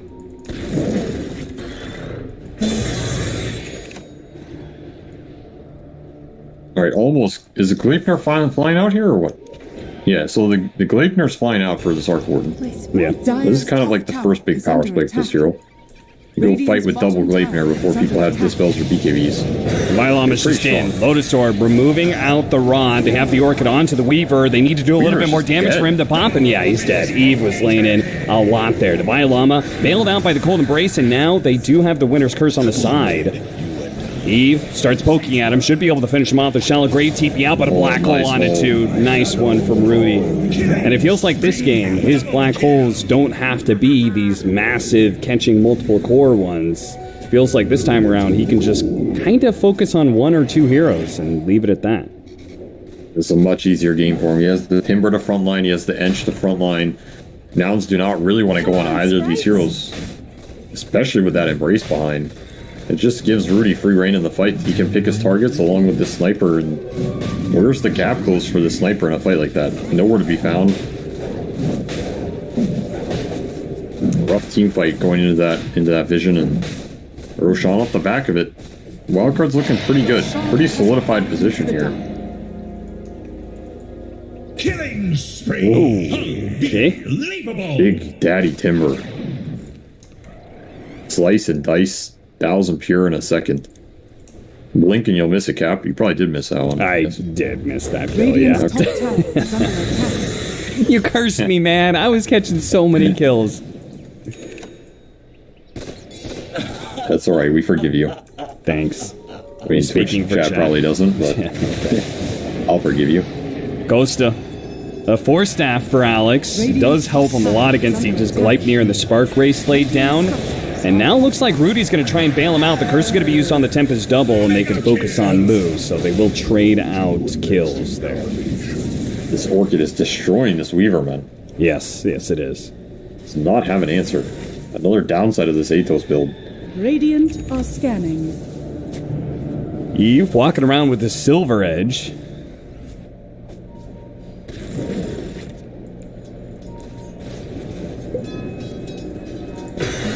Husky, okay, there we go. I did not blink on that one.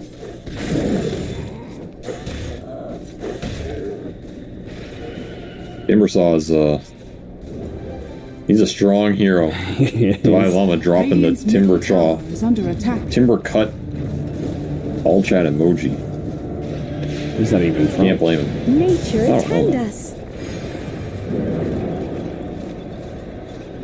And Sam's kind of just doing Sam things. I mean, he's just being fearless, running in, getting information for his team. The Timbersaw always follows it up, and Eve is, I mean, despite his starts, look at him now, 15,000 net worth. Minus about to come off cooldown again. 3 minutes left on the Aegis. He bought himself the concussive grenade, which I thought was pretty interesting. Radiant's middle tower has fallen. It is interesting. It's decent if the Monkey or Weaver gap closes him. Yeah. And do a little bounce away. Pretty obnoxious. Dire's top tower is under First top. Nice dodge, but Gunner is still dead. This map is just too hard to play for Nouns right now. They gotta find something, and I don't know if this black hole's it. They do get the grave. They do, and a time lapse. He's going to go for the TP out underneath the BKB, so he'll be fine. Looks like Sam could be left behind. I mean, Eve is still fighting it out. In fact, he was tearing apart that Dazzle. Will be able to kill Z-Freak. Looking for more. Divine Llama spots Costa. They don't have any stuns for him, though, so that TP out is fine. Husky doing something similar. He's also good.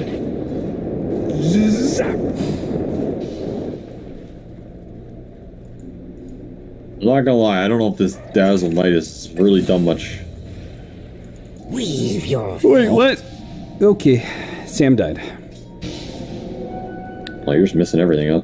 Yeah, I'll be honest. I've got the most massive headache, and I think it's the Midases. It really didn't come on until until the third Midas okay. of Dazzle. That did it for you, huh? Yeah, really put it over the top. Gunner, he's going to be able to catch Alex here. And all of a sudden, things are getting very messy. Wildcard, full-out retreat, probably for the best. That's the hardcore specialty. You get caught a little bit, this hero takes advantage, and suddenly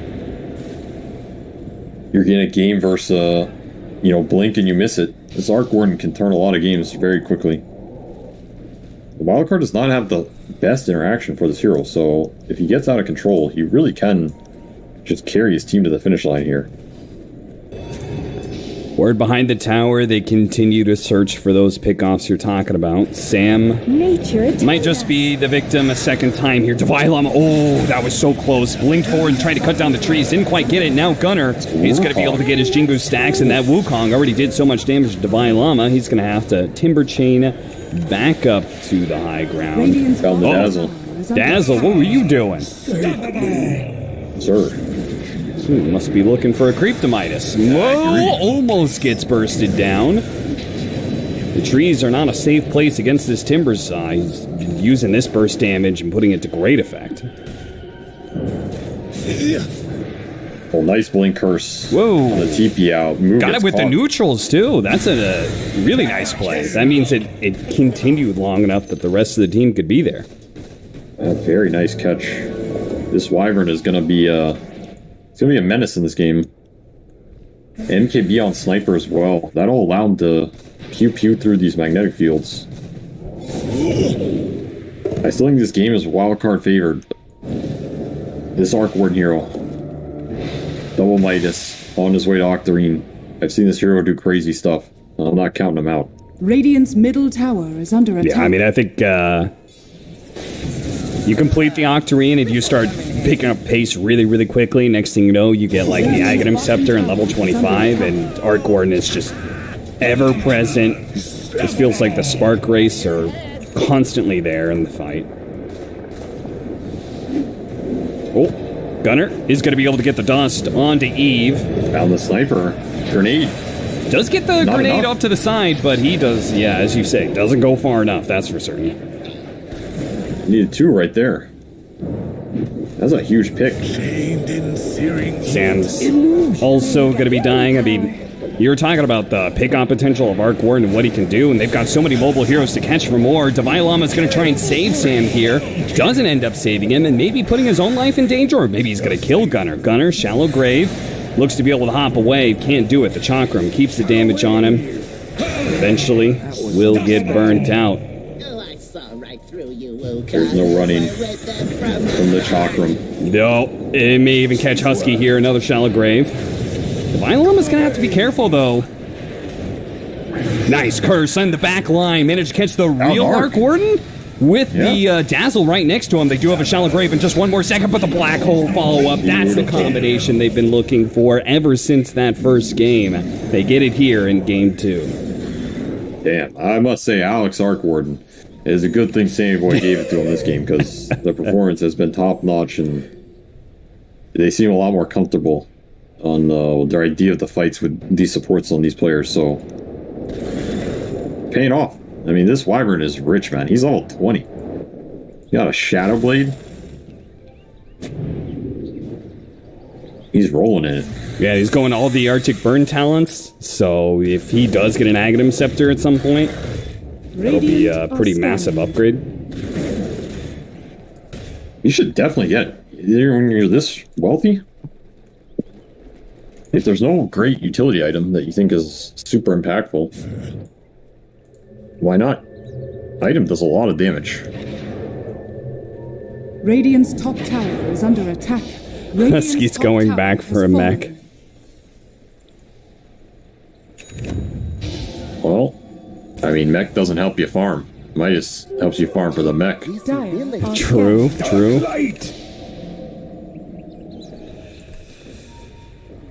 Damn, Sam's actually got a plate mail. Plate mail Dragonlance. He's tanky. He's tanky and he's a problem. Because they don't want to commit too much on the Zench. It just gives vision for everybody. Part of what's getting these curses and everything. Their smoke broke to an invis timber saw. They thought somebody was in the trees, but no. It's just Devilama sitting here, biding his time. Pop a sentry, now they see him. Okay.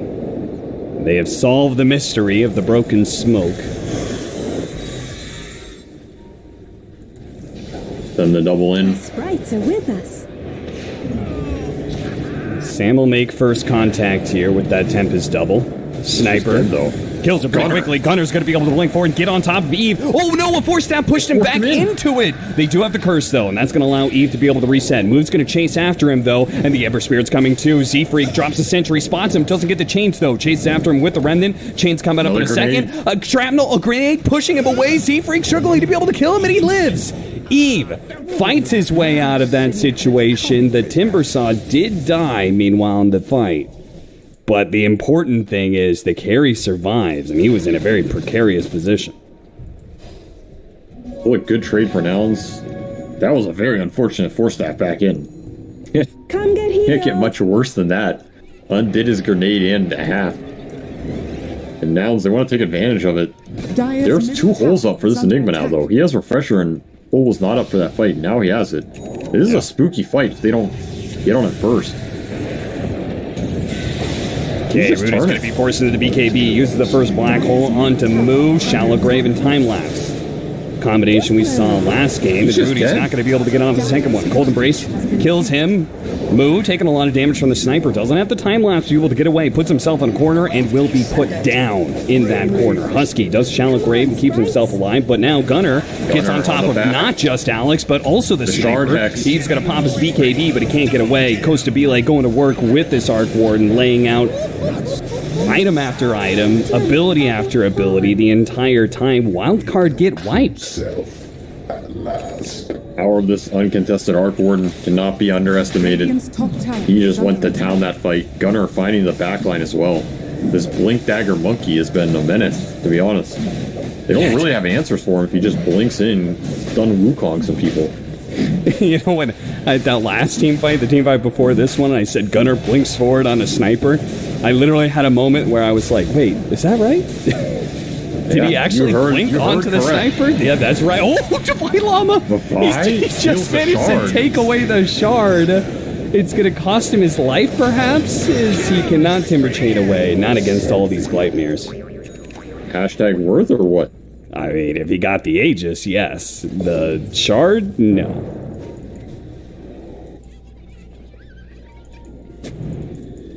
I mean, we're seeing the game plan.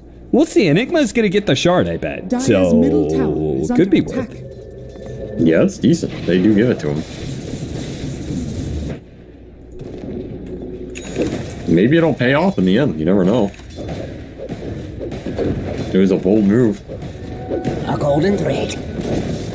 Dire's middle tower. I mean, these Midases have paid off for Nouns. I'll tell you that much. They have. Husky has a Greaves. That's not right. Are you not going to do the voice impression of that? Come on. That's not right. That was pretty good. Give it a 3 out of 10. 3 out of 10. That's. I mean, that is about as. That's high praise coming from Avery. If he gives you a 3 out of 10, you got to weight it. So, on tier 2, the curve of despair, that's a pretty good score. Push down through top lane. They take the tier 2. Thought maybe they would keep it going and just kind of force Wildcard to them, but they're actually going to put themselves on a high ground, knowing perhaps that Wildcard wanted to come through this way. The smoke's going to break. Oh, it's going to be awkward. Rudy in position gets the 2-man black hole. They get the Weaver, they get the Monkey King, and Dazzle gets pulled in as well. The shard pulled him in. In the end, it was all worth it. Costa Bile, he's going to lose his Tempest double right away. Secret's running through. Gunner's going to try and pop his BKB, but he can't blink away. He's going to pop the Wukong's command. They're going to use the curse, stall him out here, and then pick him apart with all this distance damage. Well, the shard preventing that Dazzle Grave from going off. Davai Lama knew all along a worthy sacrifice. All a part of the game plan. Z-Freak is still going to die, it looks like, at the tail end of this one. Davai Lama chasing down hero after hero. He is relentless in that regard. Radiant's middle tower is under attack. I mean, you just can't clump if you're Nouns. They gave that clump for 1 second. Radiant's Rudy gets the tree cut. He says, oh, there's a monkey here too. He just holds him. A second surprise for him, and happy to clean it up. Refreshes, so he still has a hole up here, and now you're in a high ground siege scenario versus magnetic field. Radiant's middle tower. How annoying is Arc Warden? There's the double down.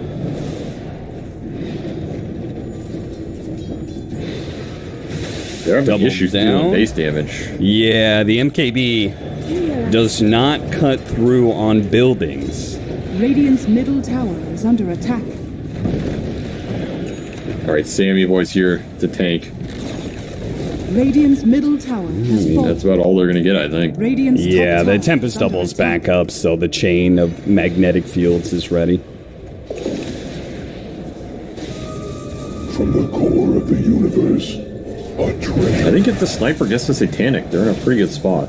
I don't see him dying that easily with the Satanic. Radiant's top There's tower not a lot of is under stuns from attack. this Nouns lineup. It's Radiant's pretty much top only tower boundless. has fallen. So he should guarantee get Satanic off in these fights, and then it's gonna reset a lot of the gap close on the sniper, which should buy time for these double hole and the curse to do work. Yeah. I wouldn't mind them just waiting for the Satanic. I think it's a very pivotal item in this game. Holding high ground is always good though. Radiant's top tower is under attack. Gunner now has his level 25, so he gets the extra big Wukong's command ring, which means it's going to be even harder for Eve to be able to get out of that trap. This will come in handy. Alright, what do you think about what he's got queued up? Arcane Blink, it's an interesting idea. I mean, I kind of dig it. You dig it? I mean, the whole thing is getting off the Wukong's command as quickly as possible, right? Dire's bottom tower is under attack. Is it that important? I Dire's think bottom so. tower has fallen. Yeah? I don't know, man. I'm trying to think through it. I don't know. This is some Gunner Theory craft stuff, you know? I mean, think about it. He's going to blink forward and then instantly cast Boundless Strike Wukong's command. It's going to be happening. Boom, boom. Or he's gonna get cursed into He's some going to goo. get cursed. Uh-oh. Rudy, he's not going to go for the black hole. Ah, look at him. He there it waits is. it out, blinks forward, and catches the Husky Nobody Dazzle, died? too. Nobody died off of it. Time-lapse went off. The Shallow Grave on himself. Meanwhile, on the right-hand side, Monkey King actually dies. Eve with the double damage and the Satanic putting in some work. going to The work. black hole goes in again. The Shallow Grave, though, this combination of the Weaver and the Dazzle is doing some work, but the shot comes in. Oh, dodge. what? A smoke dodge on that one, but Divine Llama doesn't give a damn about your smoke dodge. Cuts him Smoke down that, through the kid. trees underneath the base. Smoke that. It's a Matrix moment, right? That smoke this. Boom. Smoke on that, Dazzle. They're still skirmishing. This Yeah. Hawthorne has no downtime anymore. Oh yeah, he's got well, he doesn't have level 25 yet. That's a huge upgrade. Yeah, but he's putting in the work. This double almost salvaged that fight off turning that hole around on the Enigma. But as you said, Ease with the double damage was just going to town. Destroy Gunner. Burn, burn, Divine burn. Llama. Dire's The bottom Vile Llama. Three. Yeah, he's trying to force it right now. Range Barracks gonna go down first. The bubble. has fallen. Dire's It's bottom slowing tower down this has fallen. push. And I think Wildcard do have to give it up eventually. I mean, they don't have Rudy. Dire's Hunter bottom bought tower back. is under attack. And then somehow ended up all the way over here. He's doing a little split pushing. He's out. Interesting. Expensive buyback. Don't mind if I do. Damn, Alex is level 25. You see that? He's been cruising this game. He is a monster. Radiant are scanning. I still would like him to have an axe. Double That's invis. It's a very strong talent. Costa with a scythe is going to be able to get on top of the sniper with the Tempest doubled now. There's no follow-up from the rest of Nouns, it seems like. Just the Tempest double by itself. He's also got a flicker, looks like. Oh, scythe from Divine Llama is going to be able to catch Moo, and Moo dies, dropping the gem. Z-Freak recovers it, though. Just when you thought that gem was out of sight, your boy saves it. Yeah. Never out of sight for Z-Freak, that's for certain. Oh, the Trickster Cloak! Wait, what? Oh, no. Where'd it drop? Oh, no. Tower is under It attack. absolutely. That's such a good item, too. Oh, yeah. Sammy Boy just Grand Theft Trickster Cloak. They're gonna give that to Enigma, so now he can invis in the fight. Ooh. Super big. I mean, this is a tier 4 neutral item they're missing.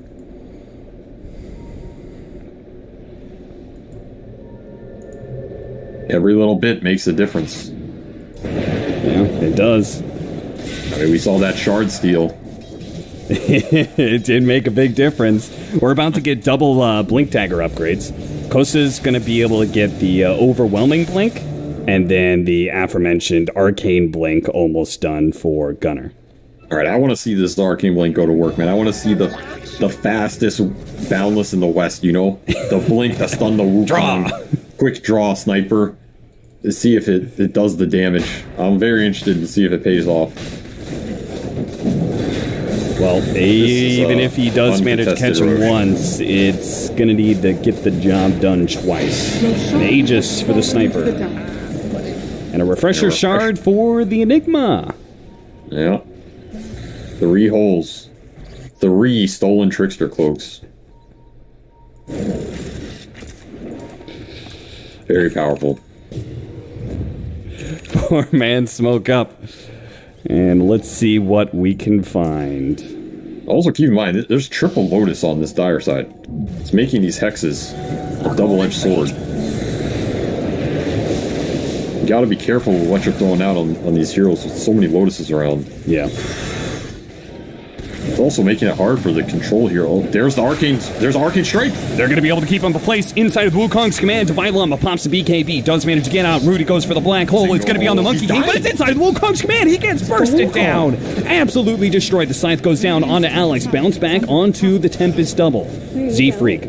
Gonna try and keep these heroes in place, but the sniper is causing some issues. There goes Gunner. Once again, Arcane Blink in. Doesn't actually hit too much, though, and gets immediately cursed. Eve should be able to deal with him easily. Meanwhile... Oh, God, what is happening to Rhodey? What? He tried to blink hole this Arcworn and just got blown up on the backside of that fight. Sniper still has Aegis, though. I mean, what is Z-Freak doing? He's blinking in. They're trying to force something here. Costa, his Tempest double, gets quickly killed. I don't know if they could take the fight without that one. Dazzle, he gets run down by Divine Llama. Meanwhile, the shot's coming in onto the Weaver, gets popped. Eve, undefeated in this shooting range, as Costa looking for blood. He is going to be able to TP out. Husky has no TP. He's going to be seen eventually, and there he is. That's a dieback. No Dazzle for 2 minutes. That might just pushed him to level 25, and now might be regretting it from the grave. Yeah, he's got a real long death timer now. Z-Freak knows he's got to do something. He's got to cut some waves. What is there to do, man? It's do or die now for Arcor. Costa Billy buys out here. No buyback available after buying this Strength Blink. Radiant's middle Feels it is the dire situation. No monkey buy. Radiant's still an Aegis on this sniper. He is a beast. 3,000 HP. I mean, Z-Freak has bought a bash. They're going to go for it. They're going to try and get on top of the sniper, but it's not even close. He pops his Satanic if he needs to, and there it is. The Arc Warden just gets run down by the Timbersaw. Divine Llama has been having an amazing Timbersaw game. Costa's Tempest double, trying to kill. Couldn't even get a Winter Wyvern. He could have farmed the creeps for buyback. Oh, no. Was he? Oh, he was 115 gold short. He's 100 short. I mean, we've seen Arc Wardens hold tier 4s before. If he had gotten that gold, they definitely could have done it. But as it stands, that is going to be the game, and we are going to be looking at a game 3. What the hell happened in this game? The bash. Z-Freak finally gets the bash on the sniper. Yes. Yes, he does. All right, Gunner's here. He gets off the Wukong's command, instantly going out the Winter's Curse, allowing them to be able to reset, though. Again, outside of the Wukong's command. They're going to hold it for as long as they can. How much longer? Still 100 gold left. Divine Llama is going to go for the Monkey King and gets him again. The spear damage with the Kaya and everything else. They get the buyback now into Costa Melee, but immediately the black hole. Rudy's ready to go. He's got another 10 seconds for another one, but it's not necessary. Wildcard will take game 2. You can't magnetic field the abyss. Light can't escape it. Magnets can't escape it. God damn, that was a chat ass last 5 minutes, I'll tell you that much. Rudy insta died twice terribly, but they still won that fight. I don't know if this arcane blink monkey was the thing. It looked pretty cool, I guess. Yeah, I mean, the Wukong's command went out instantly, I'm telling you. I like the creativity. Yeah. If he had more damage, that timber might have died. Debatable. Wow, I don't even know what to say about that game. That was... I guess it just Sniper got the Satanic and then was like, what do you do? Unless Monkey finds him, he's just pew-pewing away. There's like nothing to stop him.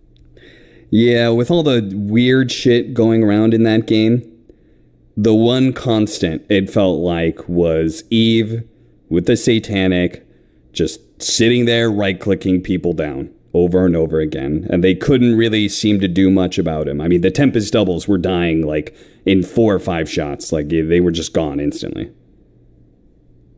And remember, that Sniper started 1 and 6. Yeah. He got killed 5 times on lane. And this Weaver Ember were like 12 and 0. And it meant nothing.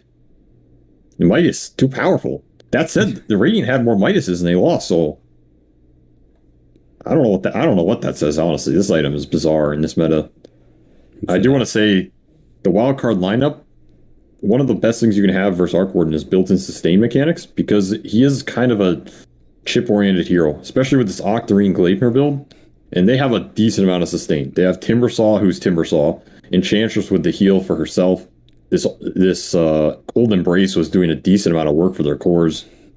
The Sniper gets the Satanic. They were gearing up for this late game scramble, and these heroes are very tanky. It's very hard for Arc Warden to just commit and bring certain people down. And once that fight gets stalled, Timbersaw's just going to work on the back line. I mean, there's a reason people ban this hero versus Divine Llama. 16, 4, and 11. Timeless Relic to boot. 65,000 hero damage. He was shredding some kids, man.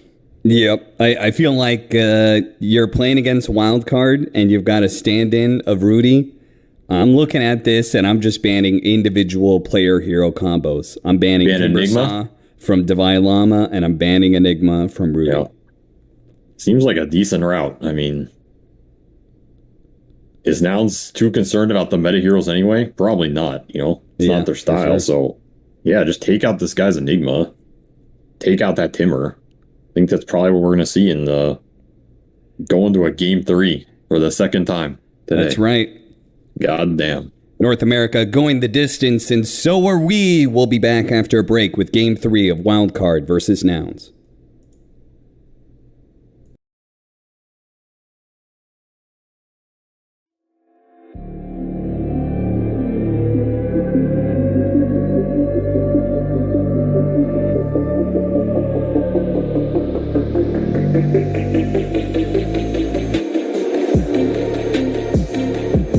My bad luck is biblical. It's good luck on how you frame it. You stab me? Do you have anything sparkling? It's my bad luck. I gotta get off this train. Exclusively in cinemas this year.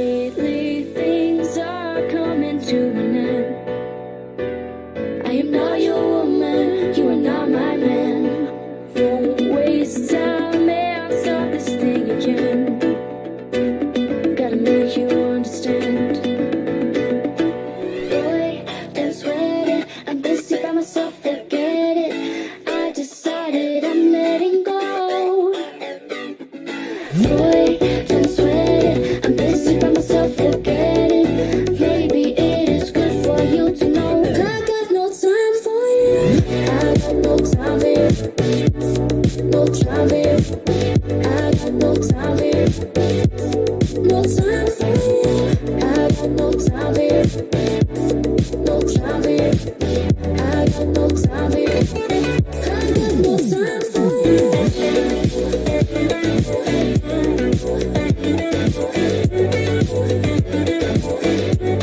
No time for you. I got no time for you. Time for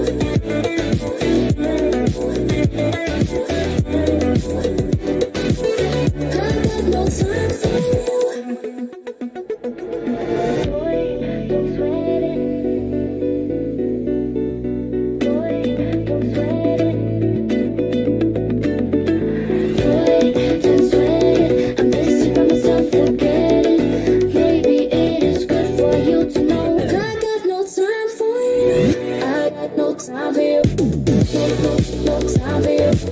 I got no time for you. No time for you. I got no time for you. No time for you. I got no time for you. I got no time for you.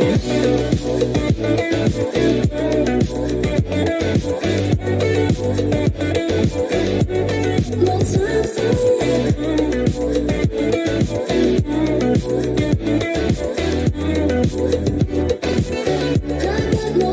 for you.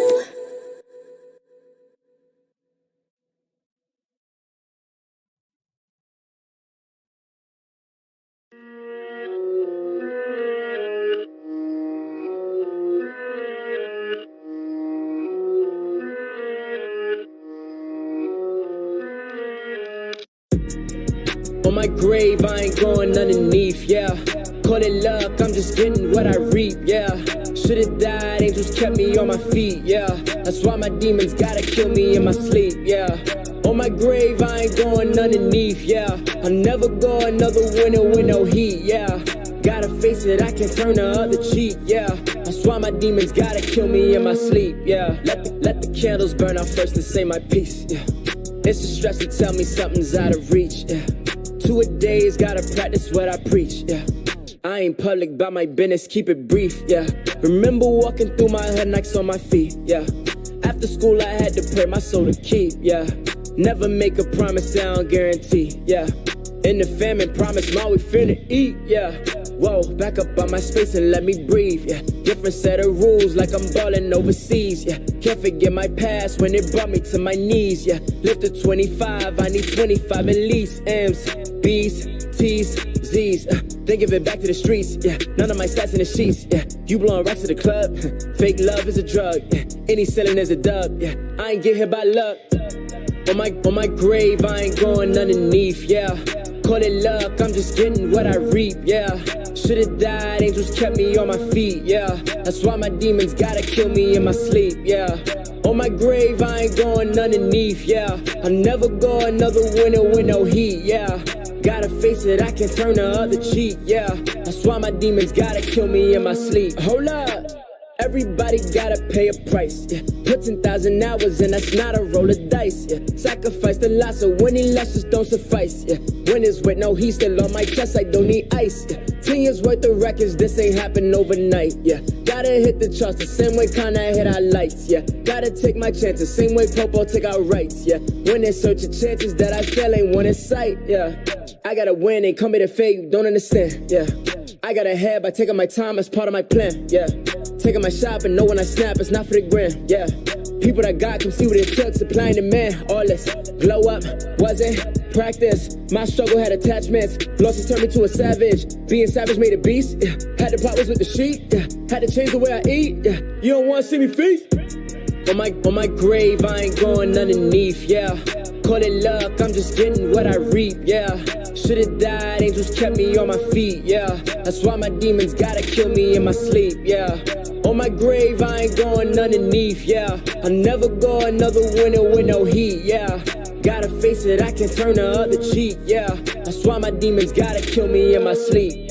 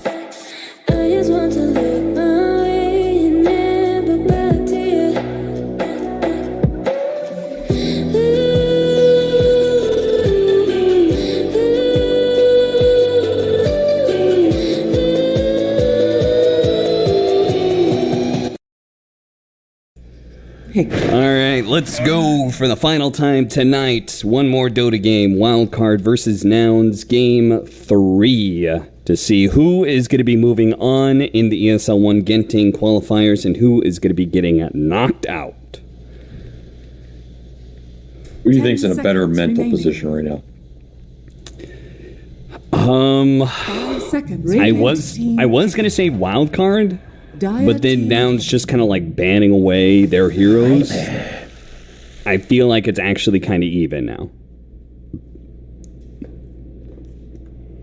You know what I mean? I mean, Nouns can just basically be like, all right, guys, we gave Devi Lama Timbersaw. We all know how that goes. It's fine. We'll just ban it away. True. I think it's 5 seconds remaining. I think it's pretty close between the three mentalities in this game right now. Dire team back. You got Nouns who can write that game off. They got Timber, like you said, whatever. They got this Rudy Enigma, whatever. We're gonna take it to game 3. You got Wildcard saying, "See, guys, I told you. As long as we believe in my drafts, we'll win." Says Sammy Boy. And then you have the third mentality in this game, which is Sammy Boy himself. After that Wyvern throw in game 1, Jam picks it game 2, gives it to his teammate, all chats, "See, I told you," and then proceeds to probably be yelling that entire game. You know, that's the third mentality here that we have to consider, and that mentality could be anywhere. We don't know. True. Apparently it's on Viper Marcy, which gets Furioned again. I feel like we've seen this one before. 10 seconds remaining. Yeah, it's like everybody is kind of copying what the best teams in the world are doing. From Riyadh Masters, we saw LGD and Spirit play this one out a couple times. Some deja vu. Okay, we know how that series 10 went. seconds remaining. But in the opener, do you have a favorite? 5 Because like seconds Spirit tried remaining. this back to back, they lost twice to LGD. But LGD is LGD. Like, do you still like this as an opener? Would you favor it? Or would you favor LGD's response? No, I like the Furion here, I think. Okay. To me, Furion is just a very powerful hero in this meta. And Viper is not doing anything to stop him. So I think you're just a little bit on the back foot in terms of how the games are going to progress. This lane is strong. It's not that strong, though. You know, like, I mean, it's all about execution. It's also about how good of a Viper team you are. Like, I think certain teams are very scary with Viper, and other teams are just not really big Viper teams. Remaining. Like, when I think of, going back to that example, when I think of Team Spirit, I don't think of Team Spirit as a Viper team. It's just not like, it just doesn't suit what they like to do with their players that much. If I think of, like, what is it? Like in EG, I think would be better with this combo, or OG, for example, right? Amar is a Viper player. They play really, really well around it. Those types of like farm heavy offlaners that like to dominate lanes and know how to build these heroes to scale really well, those teams are comfortable playing around that type of style with that type of offlaner, and the game flows a lot better for them. So that's also a big factor here. Is Wildcard that type of team? I think so. Kind of. Yeah, kind of. I can kind of see it. Though I will say, I think historically, this Viper is, I don't think it's worked out for Devi Lama too much, if I'm being honest. Okay. I think he's a very aggressive player. He tends to like go in no matter what. And sometimes if you die once or twice on this hero, you get set back. You get set back pretty far. So to me, this is like a hit or miss hero for him. But I do think for Wildcard it can work. Still, I favor the Furion. That's the summary of that discussion. Are you okay with the Jakiro, though? I mean, I get it. Jakiro against Winter Wyvern, I guess it might be good against Marcy. I don't really know. Okay. But it's not really a meta hero, and I feel like every time it comes up, somebody's like, what about Jakiro? Maybe this hero feels good, and then just kind of gets casually beaten back down. Like, no, it's a bad hero still. And to agree, I don't know, this hero can be good. His laning can be really strong. And then if you win the lane, he feels good because he's higher level. You do not want to get punished on the lane with this hero, because once you fall behind, his spells from low levels are just, nobody cares. Like, nobody cares about a level 1 or 2 Ice Path. Nobody cares about a level 1 or 2 Dual Breath. You know, you need a lot of levels in these spells. You're usually taking 1 in your path, in your Liquid Fire for the lane, at least. So that's where I think you really have to understand how to execute this hero well and get him into that mid game in a good position. Then he's okay, you know? He'll do some team fight stuff. He'll give you some good stuns, some good follow-up. Generally, I like this hero with stunners that go in and lock heroes down, which Nouns don't have a huge amount outside of the tiny pairing. So we'll see what they decide to do with the last pick. Dire team ban. And again, Night Stalker into Viper is a double-edged sword in terms of you getting broken or gooed up even through your BKB and slowed. I tend to think this matchup's pretty rough for NS. Now there's a Bat Rider throwing stacks on top of it. There's a lot of wings flapping, that's all I know. Remaining. I don't know what that means, but there's a lot of them. That is true, and apparently Jakiro just glides, not flapping at all. I mean, dragons don't flap, Cap. Everybody knows this. Oh, sorry, my bad. Yo, I just had a thought. The Jakiro Nature's Prophet combo is actually much better now because Macropyre no longer burns down trees. So you can actually sprout Macropyre somebody. You can lock them in the Cage of Fire. Yeah. The Ring of Fire. The Ring of Fire. Oh. Wow. Johnny Cash style. Either way, there is going to be some pretty easy ways out of that sprout, seeing as Wildcard have doubled down on the flying heroes, Winter Wyvern, Bat Rider. Is there another winged carry Wildcard can last pick here? They could do a safe lane Visage.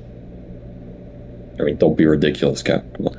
What? Dahak plays it, and they've got a Marcy too. I swear to God, true. You just asked me for suggestions. I feel into like I Jakiro, can never win. Into Jakiro? What about Dragon Knight? Now there's a flying hero. Yeah, but he's not flying on the draft screen. Radiant yeah, that's true. We ruin it. Dire team pick. All right, Visage is acceptable. I'll accept it. I don't think there's much left, to be honest. They kind of picked them all. Radiant team pick. They really did. Pango, mid Pango for Gunner. What? Quamp doesn't flap her wings. She doesn't fly. Alchemist. Oh, there's a wing flapper right there. Old Alchemist.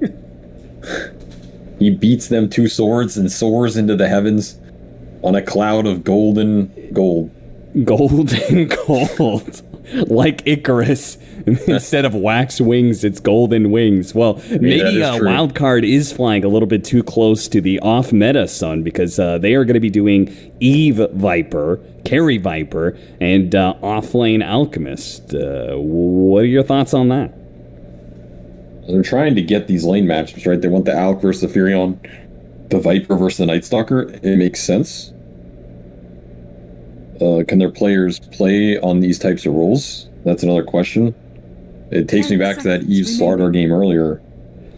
It felt like he was a little off on it, you know? It's not a traditional carry. Viper's not a traditional carry. For a lot of carry players, they don't play this hero a lot. So you're getting some extra laning power, but you're getting rid of some of your comfortability. It's a gambit. It's a gambit, you know? I mean, if you really wanted the lanes that badly, couldn't you just have Eve Alchemist and then swap lanes? Like, it feels like this is also, it's not just about the lanes, right? It's also about how they're going to be playing. I guess so. I mean,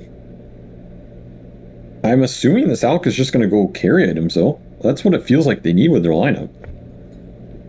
Yeah, I would hate to see, like, an early Blink Dagger run around Alchemist.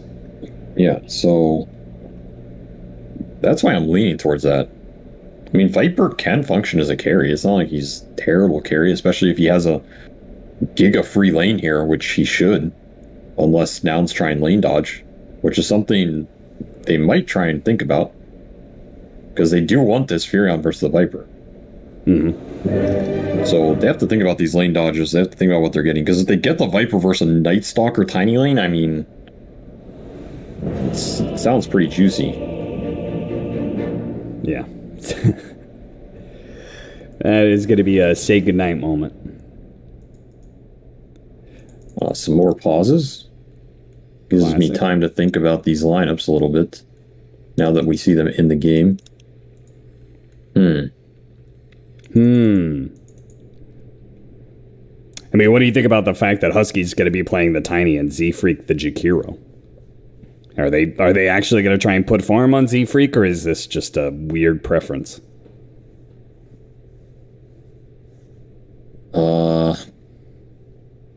Not sure I'm a huge fan of this one.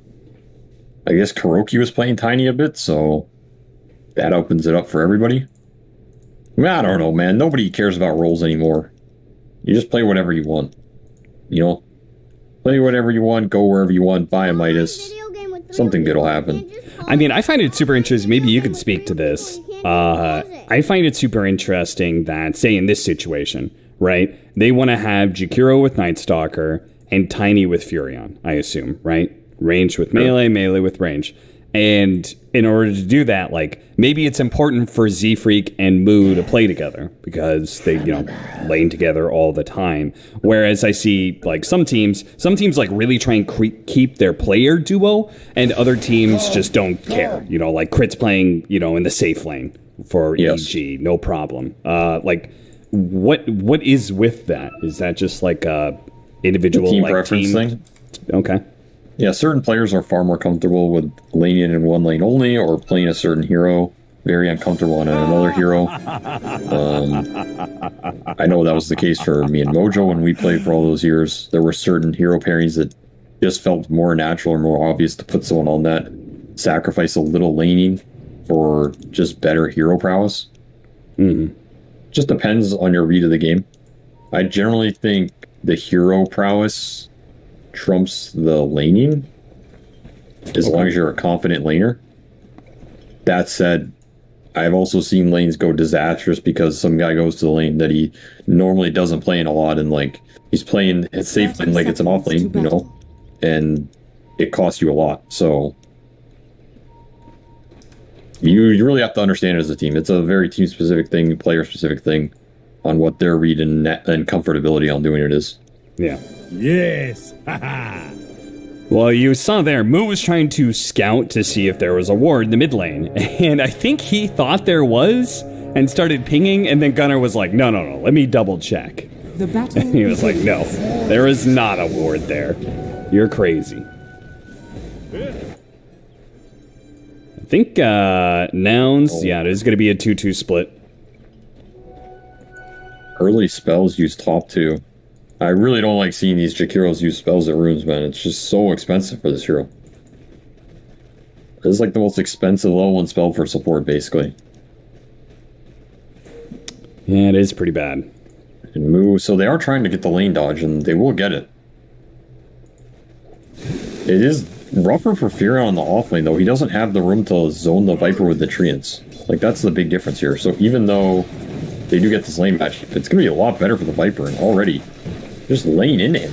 Is he just dead? Yeah, he is. He's just going to get run down. I mean, we watched this matchup. We've seen it a couple times, but usually, as you said, safe lane into off lane Viper. Here, the opposite.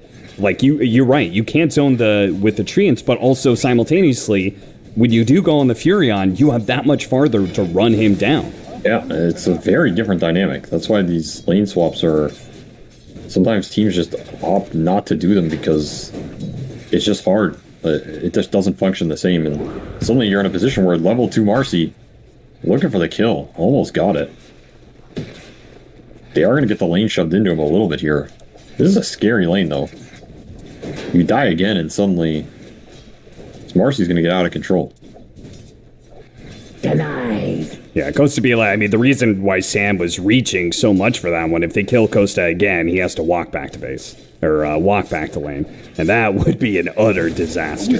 So I asked you, though, after last game, utter disaster for that sniper. He bought Midas. Highest net worth at 20. Maybe he want to be the utter disaster. So did 5 other heroes or something in that game. So irrelevant details. Poor sample size. Or maybe an overly large sample size. I'm not sure which. A bit of both. Mid lane matchup is going to be difficult for a bit. Bat Rider versus Pango. Pango does have the maneuverability, so he's not going to be totally shut out by the Bat Rider, but it's still kind of, I think, an unfair matchup for the first few levels. Pango can survive this matchup. It's not the worst bat matchup of, for a mid. Sure. Rudy is taking it to him a little bit in terms of keeping him away from that bottle, at least for a little longer. Surprised he didn't go Flame Break, just because you're probably not going to be Radiant's catching middle the Pango tower is under anyway. attack. I think Firefly is like the default farm build. I mean, he's level 4 now anyway, so... Yeah, he probably could have thrown one casually out or something. I mean, shit, if you catch a mid-swashbuckle when he's trying to get away, that might just be a kill. True. It's true. How much do you want to style on him, though? It's like I said, you destroy some lane, and then all of a sudden you find that guy with a Midas. Now Radiant structures are now you feel bad. He's like, oh, he's got a Midas. That's true. It's a valid point in this series, anyway. Gunner went boots first, so it is a nice item in these bad matchups. Lets you kite the stacks better. Just not feeling he's the regen. He's got the extra wand charges. Makes a bit of sense. Violama does manage to get off the unstable concoction, and that will be the second kill of the game. +9 bonus gold, too. Oh, they did that while a pole went off, so they missed 3 melee creeps. Moo did manage to get the range creep, but still, really nice play. Yeah, they're doing pretty well in all these lanes for Wildcard, I think.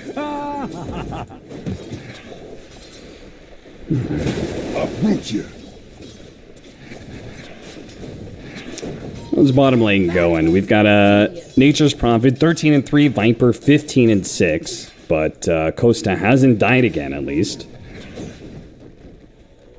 Anytime you don't die to Marcy, that's good. That's a little win in your book. For sure. A mental victory, Oh, toss back underneath the tower. Very nice. That's going to get some good damage on Eve. Of course, there is the surge from the Marcy that she's able to do. They're looking to turn. Dispose. Yeah, they managed to get the dispose back, and they are going to be able to kill Costa with that. Eve survives through it all.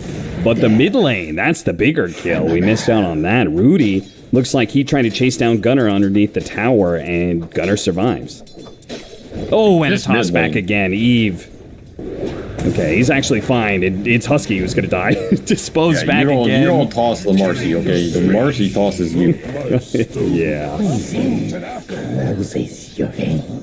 This mid lane has been a bloodbath in all these games. A little something extra.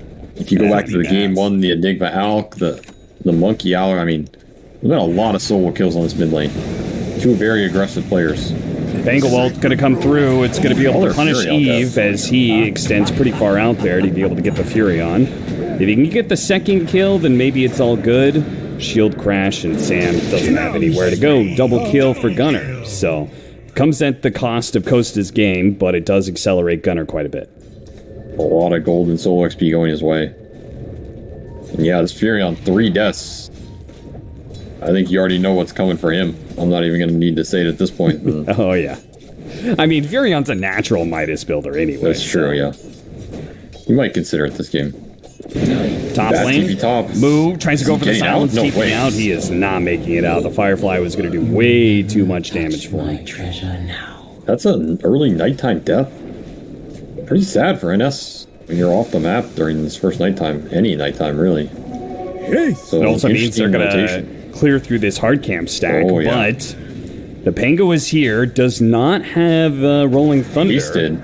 But a haste does make it look a whole lot better. Rudy still has his lasso, and he might have to use it just to survive here. In fact, I don't think he can survive. The avalanche will just slowly but surely work down. Hour of power runes. Talking about them all day. You were making fun of me, but here they are. And they're going to be able to get Alex, too. Alex, I guess he thought he was going to be able to come in, Splinter Blast or something to take some of those neutral creeps, but gets a bit too far forward. Well, Gunner's making these rotations work. Puts him to the top of the leaderboard. Mid lane, Costa. Yeah, Marcy's so unfair, man. Shows up in the mid lane. Now Moo is going to be able to go for the silence. The avalanche toss, they actually get the TP out. Very beautiful. Nicely done by now. Shield crash finishes off Sam. Now they get the rolling thunder. It looks like Rudy's going to die as he's chain stunned by that one. And the TP's coming in. They have to cancel the one from Viper, that's for certain. Bureau's coming back in. He's got train so. He wants his revenge. Dude, Gunner is just running a train on this lineup. He is just the rolling coming in. Ooh, we got it. We got the shield crash in the end. What a monster. Unstable concoction. Doesn't actually hit Husky, and Gunner, I think, is a bit too tanky, but never mind. Sam can pull him right back into the... All right. There's a Marcy play for you. Bring in the pain. The Gunner locomotive was stopped. I mean, Sam is crazy. Look at him go. I mean, he's got ult. You know what that is? That's Marcy fever right there, you know? You feel so powerful, you just... Yeah, it's true. Goes to your head. You lose your mind. Think you're a god. Radiant's top tower is under attack. Sandy Boy's done a decent amount of work on this hero. He's looked pretty good on it. Yeah, he has. Alright, Devialama is going to be going for the Radiance. No surprise, really. But he's going to be taking on kind of a carry-style build. Eve is going to be going for the Dragonlance. Looks like Boots of Travel BKB on the docket for him. Furiano going out, Nature's Prophet. Going to go to bottom lane, see if they can take this tower. Is under attack. Radiant structures are fortified. Alright. I mean, he had a pretty good start on this Viper. So he's probably feeling pretty good in this game. I mean, if you're going to play this carry Viper, you definitely want a good start for him. Radiant's bottom tower is under You don't want attack. this hero to have to try and come back in the game with semi-limited farming capability. Yeah. Radiant's bottom tower And has fallen. this Moon Night Stalker, he got shut down fairly hard in that offlane. He did not have a good time. So he's kind of in catch-up mode. He can maybe use this NS ult. I just don't see him running into Batrider Viper. Dire's top tower is under attack. How behind he is. I mean, I think it's fine for me anyway, because I always feel like the first nighttime is whatever. I think it's the second nighttime that you really got to pop off. Yeah, you can get away with it sometimes. For sure. Radiant's middle tower is under attack. I still think using the ult is nice at some point during this period. Is under attack. Alex tries to get to the Roshan, will not be able to make it. The rune debate continues. Z-Freak wants to punish the Sammy Boy greed for the tower. Go for the deny, go for the deny. Nice. Sam will die for that one. Not only does he not get the tower, but he also loses his life. The greed. He probably says worth though, you know? Yeah. There's 4 heroes top, guys. Dire's middle tower is under attack. True, that's true. They brought the whole team. Radiant's top tower is under attack. 10 centuries, whatever it takes. Radiant structures are fortified. Dire's middle tower is under Viper, attack. boss back potential. Oh, this is real bad. You were talking about how this Viper cannot afford to slow starts, and he'd been doing fine up until that moment. That's a rough one. You gotta care about these tower hits. You're just giving away some freebies. Radiant's middle These tower freebies go is a under long attack. way. Especially when you're the team that's ahead. They're worth more. And what's the best freebie you have ever gotten in your life? Radiant's middle tower is under attack. Like in Dota or in general or what? Yeah, just in general. I don't know. I don't really get free stuff, to be honest. No, that's right. You're cursed. I forgot. Yeah. I mean, probably some mouse pads. I got some pretty nice mouse pads over the years. Yeah. Me too. not to toot my own horn, but mouse pads, pretty nice mouse sweatshirts. pads. Yeah.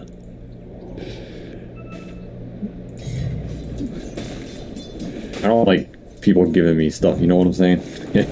Yeah, you gotta earn it. It's like I didn't earn nice it. flame like I didn't grab. earn it.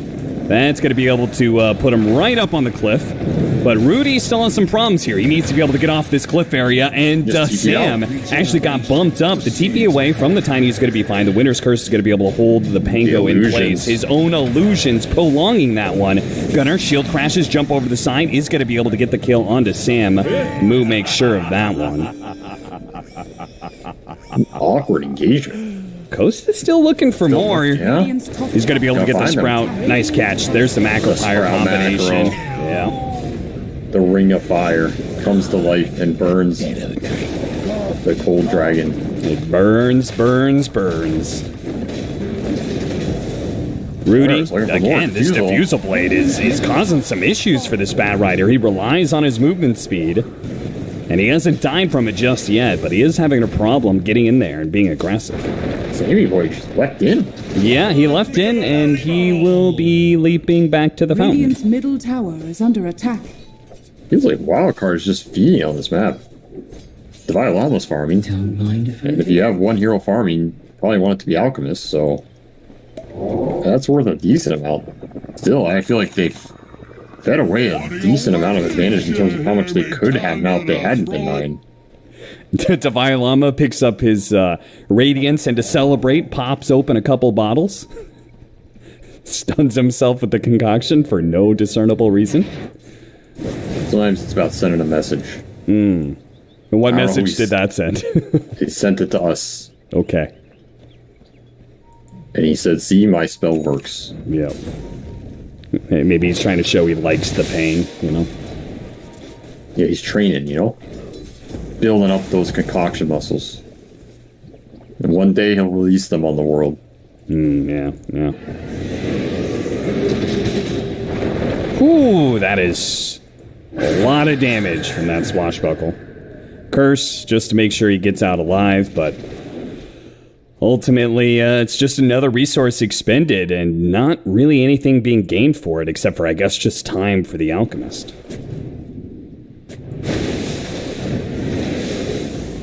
Time for Alk. Radiant structures are fortified. The man with the Midas touch, who never buys Midas. Dire's middle tower is under attack.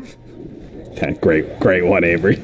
You didn't give me much to work with, man. That was like... You literally just made that yourself. I didn't prompt you for shit there. Gunner rolling in. He is going to be rolling in, and he's going to be rolling over Sam. Trying to offer him a rebound out. Concoction. He's going for it. They're going to try and burst down Gunner, and it looks like they got him. That practice paying off right there. It really did. Moo was barely able to get out alive. Meanwhile, Rudy does die in the bottom lane. So, Wildcard, they get a good pick top, but unfortunately losing Rudy kind of offsets that. Rudy's not finding much traction in this game. No. This guy, he's 0-4.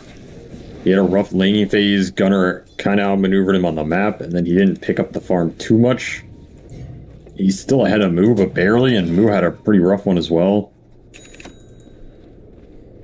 Bat Rider's going to have a pretty slow blink. He's going blink second, which...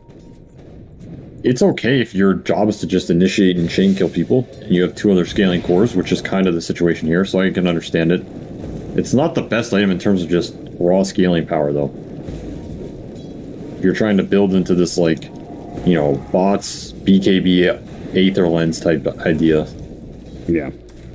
The Octarine is really what pushes this hero into the late game prowess with the lower cooldown. So blink early, okay, you can smoke, you can blink, you can kill some guy. What does it transition to?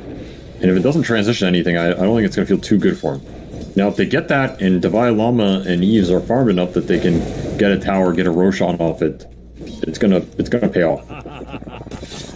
That's what he's looking for. Divine Llama. Blink forward. Looking for Gunner. Catches Gunner, but the TP... Bots got killed. Yeah, the bots TP in got canceled. Gunner is still going to go for the Winter's Curse, going to hold him in place, but only for a little bit. Might still be able to roll on out. It's got to be careful of the physical damage. He's sticking around. That's just crazy. He's going to tick out. He's dead.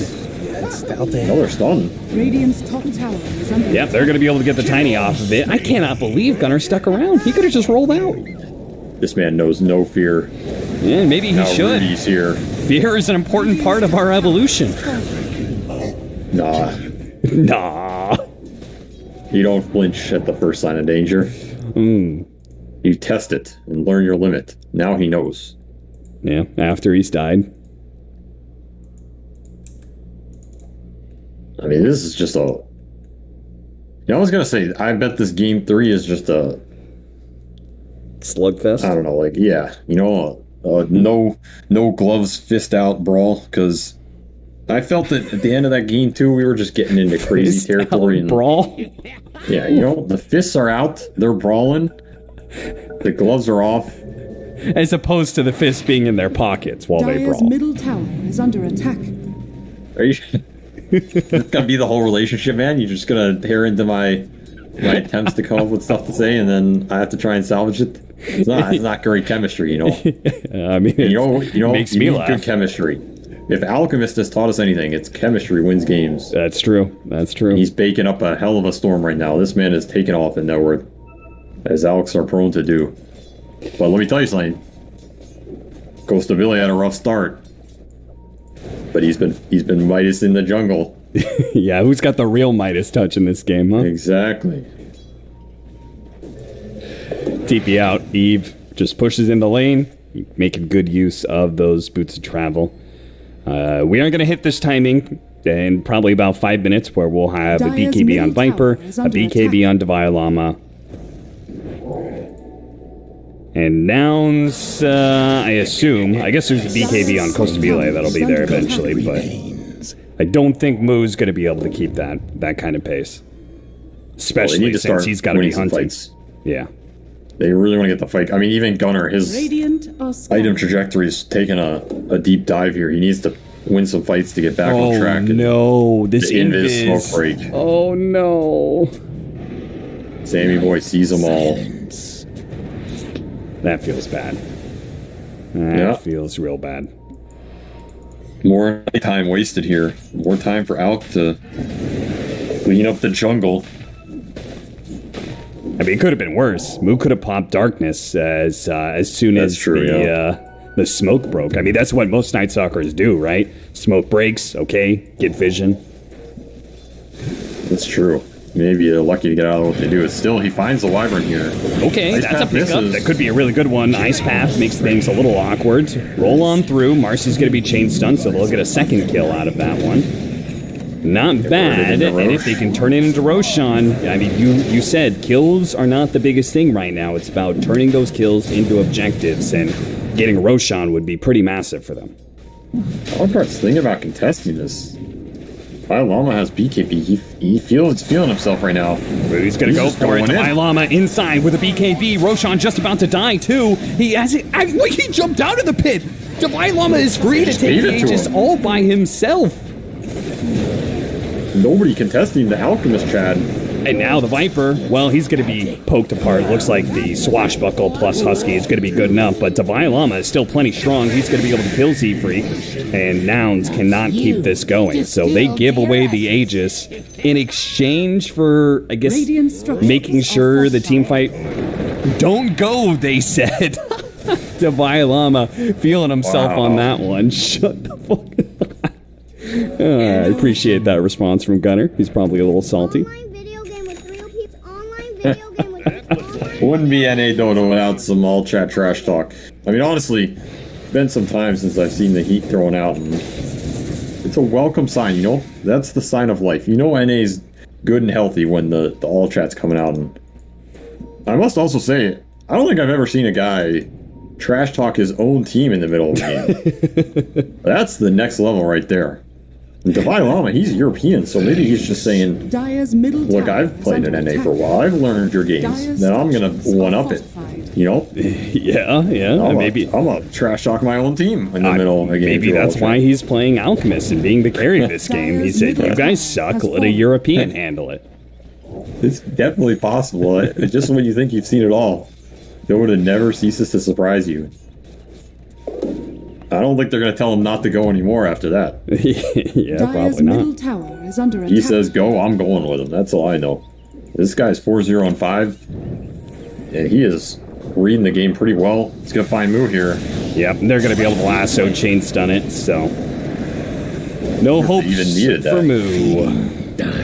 Mid lane, toss back. Sam setting up an opening for Eve to be able to almost kill Seafreak. Bottom tower He is under attack. not going to die in the fountain. Damn, Sammy almost died, dude. 30 HP. A macro tick. Watch out. And now we're in a situation where Nouns, they got the Furion ratting the shard going to work versus Alchemist, who wants to take his Aegis and get the 5-on-5. Radiant's top tower is under attack. This game might go late. Get your snacks out, get your pillows ready. Dire are scanning. Maybe get a little caffeine. Not too much, though. You still want to go to sleep. I think we're in for a long one here, because there's not a lot of catch on the wildcard side. Who is catching this Furion? It's Rudy, and that's it. And that's a tall order. I mean, they do have 2 BKB piercing disables. Like, you don't think that's going to be enough for them? It's just so hard to catch this guy. You can just ghost push with this shard. The greater treants are so annoying. At the same time, like, if you try and catch him and you mess up, you might just kill your team on the other side of the map. Yeah, and Penguin's going to be doing the same thing. And Gunnar has Lincolns. Yeah. Radiant are scanning. Yeah, this game is probably going to go late, because I don't think Wildcard can shut down the map enough with other heroes. Like, they have this Marcy, Viper, Wyvern. You know, it's a little clunky, a little slow on the map. They do have bots. Still, I think Nouns can rat and draw this game out, and then it's going to come down to these later fights. And that's like, you know, who knows what happens in late game Dota. It's super dependent on how the 3 cores keep up versus the other 3 cores. How much farm does Rudy get during this period? How much farm does this Viper get? Is Mu able to stay on the map? He's probably the one who's going to hurt the most during this period if he can't find the fights. The smoke up. Another smoke. Eve trying to be the rebound target for Sam to find the initiation. They're going to spawn Gunnar here. The Aether Lens Gunnar, I mean, he's got the Lincolns, and he can Rolling Thunder up now. They've already caught Rudy. The Rolling Thunder actually hits Sam mid-rebound. The left-hand side. Looks like Divine Llama has gone in. The Winter's Curse, though. Beautiful. Lays it out on top of Costa Belay, catching the Treant and the Tiny. And that's going to be the Aegis for the Alchemist. When he comes back, Chemical Rage is up. So Nouns, they have to full retreat, and they're going to lose the Tiny on the way out. Good he had Aegis there, because he ended up stunning himself twice. Once on the death animation. A rough initiation, but like you said, that Curse did some massive work there. Taking out the biggest prize in that Furion, who did not get his BKB off. And Gunnar hanging around. Forces the Chemical Rage to be used. Handling look at him, he's setting up for mid. Blink forward, catches him with the Unstable Concoction. Divine Llama. Is that enough? The slowdown? It's daytime. Mu is dead. Great catch from Divine Llama. He continues to impress and just destroying this game 3. Yeah, he's on a roll. He is feeling himself this game. Other than a couple of those stealth stuns, he's feeling himself. Yeah, for sure. We'll take that. He's up to level 20, so he's got concoction talent. Tower is under attack. The big concoctions coming out now. These ain't your tiny early game concoctions. Mm-hmm. Lincoln's broke. These are going to be the kind of concoctions that one-shot you. Yeah. You need 2 Lincolns for those. All right, they showed a lot of heroes in bottom lane. They have to make this play. They need to be able to kill the Viper. Might be able to get a little bit more. Sam's going to join in on the fray. They're going to fight him and might be able to kill him. Rudy's going to jump in here as well, but the rebound. Jesus, look at that range with the Aether Lens. That is unfair. It's not right. It's not okay. You're not going to do the voice impression again, or what? Not every time. Not every time. All right. Well, I'll ask for it every time, so. Roshan, potential spawn time in 1.5 minutes. So Nouns, that is something they're going to have to start thinking of. Yeah, they got to gear up for it. I don't think you want to give this Roche away. No. I mean, you're already ratting enough. Free license for Alk to go higher on. Yeah, exactly. Double damage. I mean, Rudy is on Treant patrol. Sammy Boy gets picked off. Back to nighttime. Radiant's bottom tower. Yeah, that is kind of the hard part, right? Is like, even if you do get some semblance of map control, then nighttime happens, and it's just hard to, because you kind of naturally have to group up against a Night Stalker, right? He gives this superior vision, great teamfight potential, so you have to group up, but that just means you're going to get ratted even more by the Nature's Prophet. That's the issue. It's hard for Wildcard to play this map right now. They're just never going to be able to catch this Furion. Like, someone has to respond to bottom for the greater tree and push, then he's back into the triangle. Then some Night Stalkers on the other side of the map. So you're forced to cover the two opposite lanes. They know Gunner's here. Gunner, nice reactions, immediately pops the shard. Doesn't actually pop the Rolling Thunder completely, though, so that's still ready to be used. I mean, Moo really wants this fight, man. Radiant are scanning. Look at the two teams. Both of them just playing around their high ground vision. Well, I say that. Dalai Lama drawing lines, though. Yeah, he apparently wants to lead their vision. But Rudy gets a little bit too close, and now it works out for Nouns. The BKB is going to be used, the Winter's Curse and the Lasso. This is making things very awkward, but they can chain the stun up. Unstable Concoction, they will be able to get that. Gunner wasn't able to get the Linkens out in time. The Rolling Thunder goes through now, but no good targets. He's got to roll away. Well, that worked out somehow. I don't know how, but it did. Wait, what happens? I'm assuming if you drag the cursed dude like through his team, it sucks them all on, right? yes, it does. Yes. It's like one of those giant magnetic cranes they use at the dumps, you know, just sucking everything up. That's what it looked like to me. So that's a pretty cool interaction. You can think about that one in the future. You could use it aggressively, you know. Yeah, you could do the same thing with Force Staff on a Winter's Curse target. Rudy. He's going for the Jakiro right now, but he takes a lot of damage there. Gunner misses the swashbuckle. He does actually have the Linkens to protect against the Unstable Concoction, but he doesn't have the Rolling Thunder to be able to combo with that one. Nice avalanche from Husky, but it is still the death of Gunner. And Divine Llama is just staring Nouns in the face. He doesn't give a damn about Costabile's right clicks. He doesn't give a damn about the Jakiro either. He's ready to go back in. They try and go for ease. Costabile has to protect himself against Divine Llama to TP out. Nicely played. A good Sprout TP BKB. He gets out in what would have been a disastrous team fight for them. And they're going to go for mid. Look at him. No. Dire's middle bottom tower is under attack. TP on TP. Last one 10. No action here though. Of course, Lincoln's on this Furion. He went for that defensive split push build, so he'll gear up for that 6 slot later. That's when the damage is going to come online. Right now, he does not have the firepower to fight this out. That was the test of strength, as we just saw. And he got the fuck out of there, to be honest. He did not, he did not win the test of strength. No, later on, he might win it. Failed right that now, one. He's not winning it. So, back to farming. He got a D on that test, you know? Yeah. The good thing is, this hero's pretty good at farming. He's keeping up there. Again, unless you can catch him, he excavates the map at a rapid pace. Him and Moo have kind of been playing on opposite sides, trying to split this Wildcard Viper ball up. Might find Gunner here?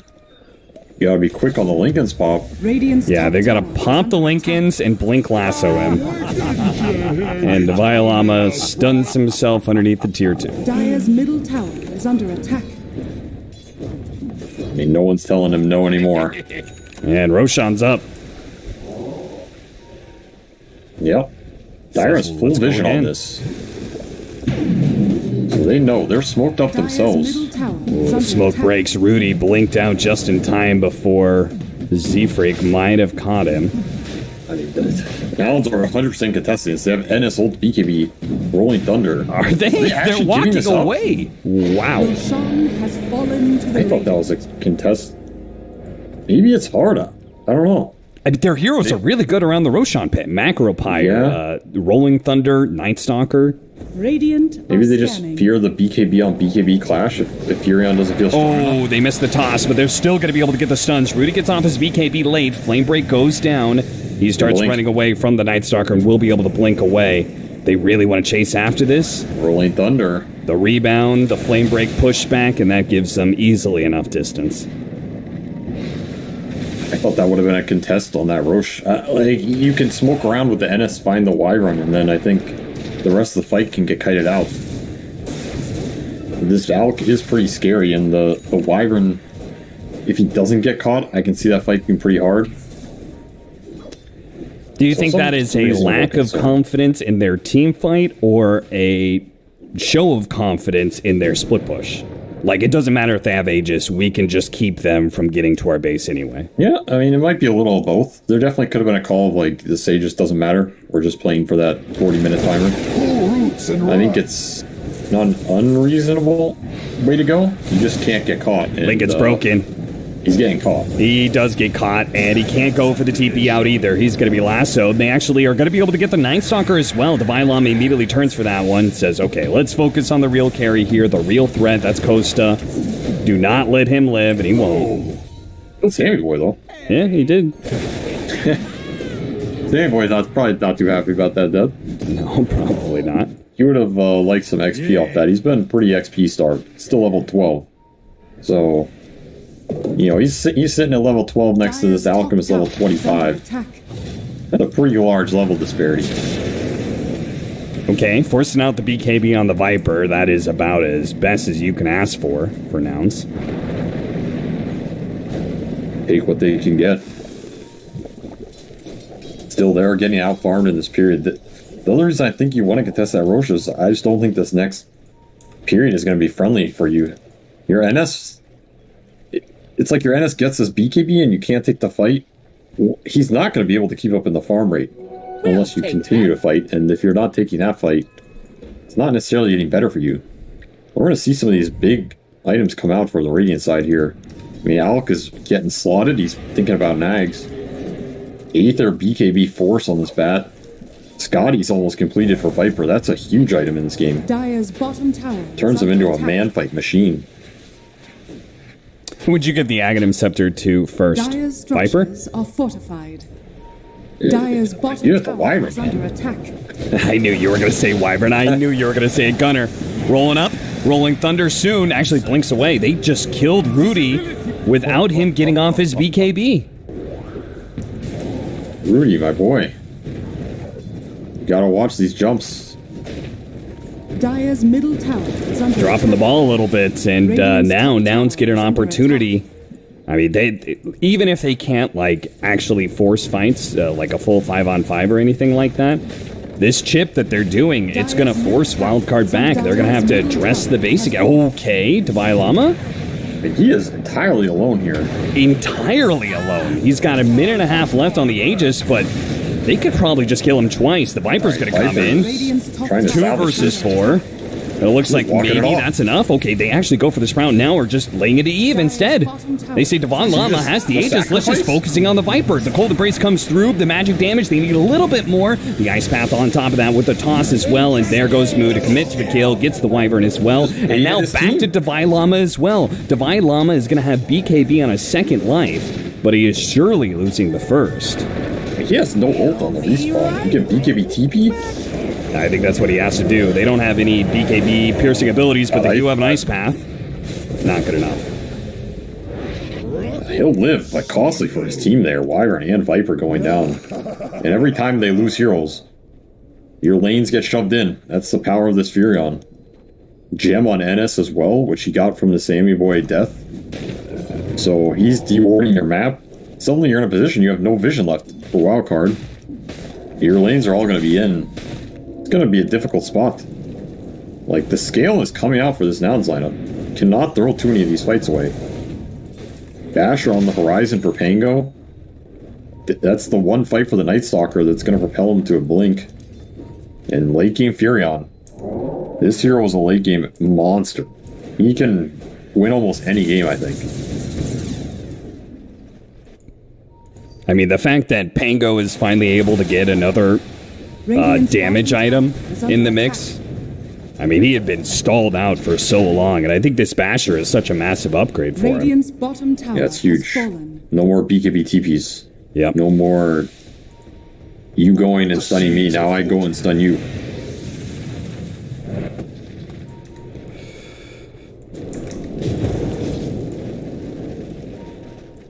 Four-man smoke up. They see Rudy pushing out the top lane, trying to deal with the split push. So while he's there, they're going to gut through the triangle, see if they can catch Rudy as he walks back. He TP's back with the Boots of Travel. So he's not going to get caught. Ags. Who's he going to give it to? It looks like Wyvern. It's Bat Rider. It's Bat Rider. Double lasso. I was kind of feeling the Viper a little bit more. You were feeling the Viper? Yeah. I mean, they need something to break Lincoln's anyway. I mean, I guess technically the lasso, the double lasso, does go through Lincoln's if you target somebody next to the Lincoln's target, but... Yeah. Dire's top tower is under attack. Oh, it's interesting. It's an interesting debate. I don't know if there's any right answer. It's probably about how the fights play out. I'm just saying, people sleeping on this Wyvern Axe. They're really sleeping on it. This item is insanely powerful. Like, even on a support, you still do a crazy amount of damage. And it makes him way more survivable. But I think I've advocated enough for today.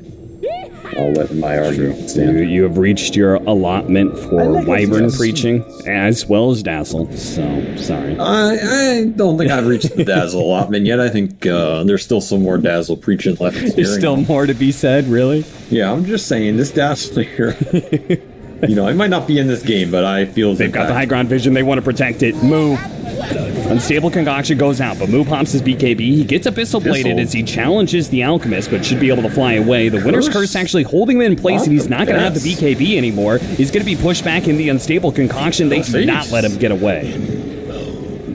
I thought he might have got forced there, but I think Seafree tried and it was out of range. It ends up working out, just no recommittal there. Coastability did not want to join that fight. Yeah, BKB down, re-stunned. Gem back in the hands of Radiant team on this Wyvern. I will say, I don't think I ever want to see Sammy play the Winter Wyvern again. I think Alex is too good at this hero.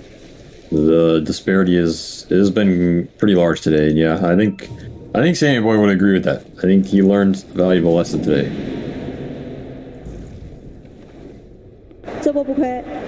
He's going to go a Shadow Blade again.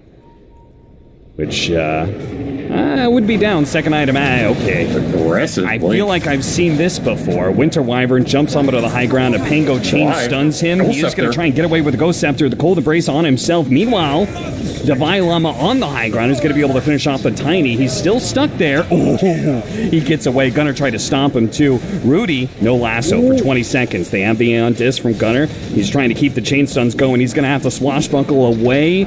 They do have Husky to help out, but the force half forward keeps Divine Llama on top of Gunner. Part of the formula. Damn, Coastability is lucky to get out of there alive. He almost got abyssal on that TP out. I think he might have got Flame Breaked away. Very unfortunate. Still, that was a bold up the hill blink by this Wyvern. Ends up paying off, I guess. They get a tiny buyback. They get that big Pango kill. I mean, the fact that a blink up onto that cliff by Divine Llama also worked out because he was able to bots back to the creep wave. Yeah, slick moves. Slick moves indeed. Sometimes cliffing yourself is the right answer. Yeah, is that the anti-RTZ? Exactly. If he had just cliffed himself more, to think about it, then he can't get cliffed. Yeah, you got to understand the advantages of holding the high ground, right? Yeah. If anything, they would have decliffed him. And then he would have been Gucci. Just take some notes. That's all I'm saying, you know? These are the plays that win you games. Hopefully we have some note takers in the chat as we're going to have a 4-man smoke up from Wildcard. And they do seem to have some idea of where Nouns are, or at least could be. Pretty good angle if they find somebody here. Yeah, but it looks like potential for a 2-man lasso. Instead, Move. He blinks away. Fast Doesn't have the fingers. darkness. He's going to have to pop it. Oh, There's the lasso. Grabs the two of them together. They're both going to die. Kostabile is going to be able to get the sprout on out. They cut through with the Force Staff out. Divine Llama pops his BKB. Make sure the Tiny dies. Unstable Concoction on himself. If he doesn't use it, he's going to stun himself. Oh no. The Rolling Thunder catches him. He gets chain stunned, disposed, trying to get him away. The Cold Embrace Force Staffs everything they can to get their carry out of here alive. He blinks away after the Cold Embrace. No magic damage being done. A stun on the Gunner. Divine Llama continues to try and back himself away, but with the reset here from Wildcard, Nouns do not feel comfortable pressing it. The lasso gets two huge targets. Sammy Boy still finding this NS. Yeah, No the more darkness. Nighttime is worn out. Divine Llama's going to go forward. Gunner dodging the stun. Killing spree. All right, he's just dead. TP out from Zephyr. Another Oh, the dispose catches him in the end. That entire time, Nature's Prophet was split pushing bottom. Like as soon as the fight kind of reset, he was like, nope, I'm out. But didn't really get much damage done, it seems. What a re-engage from Sammy Boy. Double dispose at the end of that to get 2 more kills. The Night Stalker dieback. Divine Llama. He's kind of alone again. Do they have the damage? Not through Embrace. I don't think so. Definitely not through the Cold Embrace. They're going to try anyway. They're going to keep the chain stun going. Again, these Force Staffs, though, really just game saving for Divine Llama. Gunner, his Rolling Thunder's going to last a long, long time, so he's good. This Wyvern is causing them big problems at this point in the game. They don't have the damage capability to jump on him with all of the farm he has.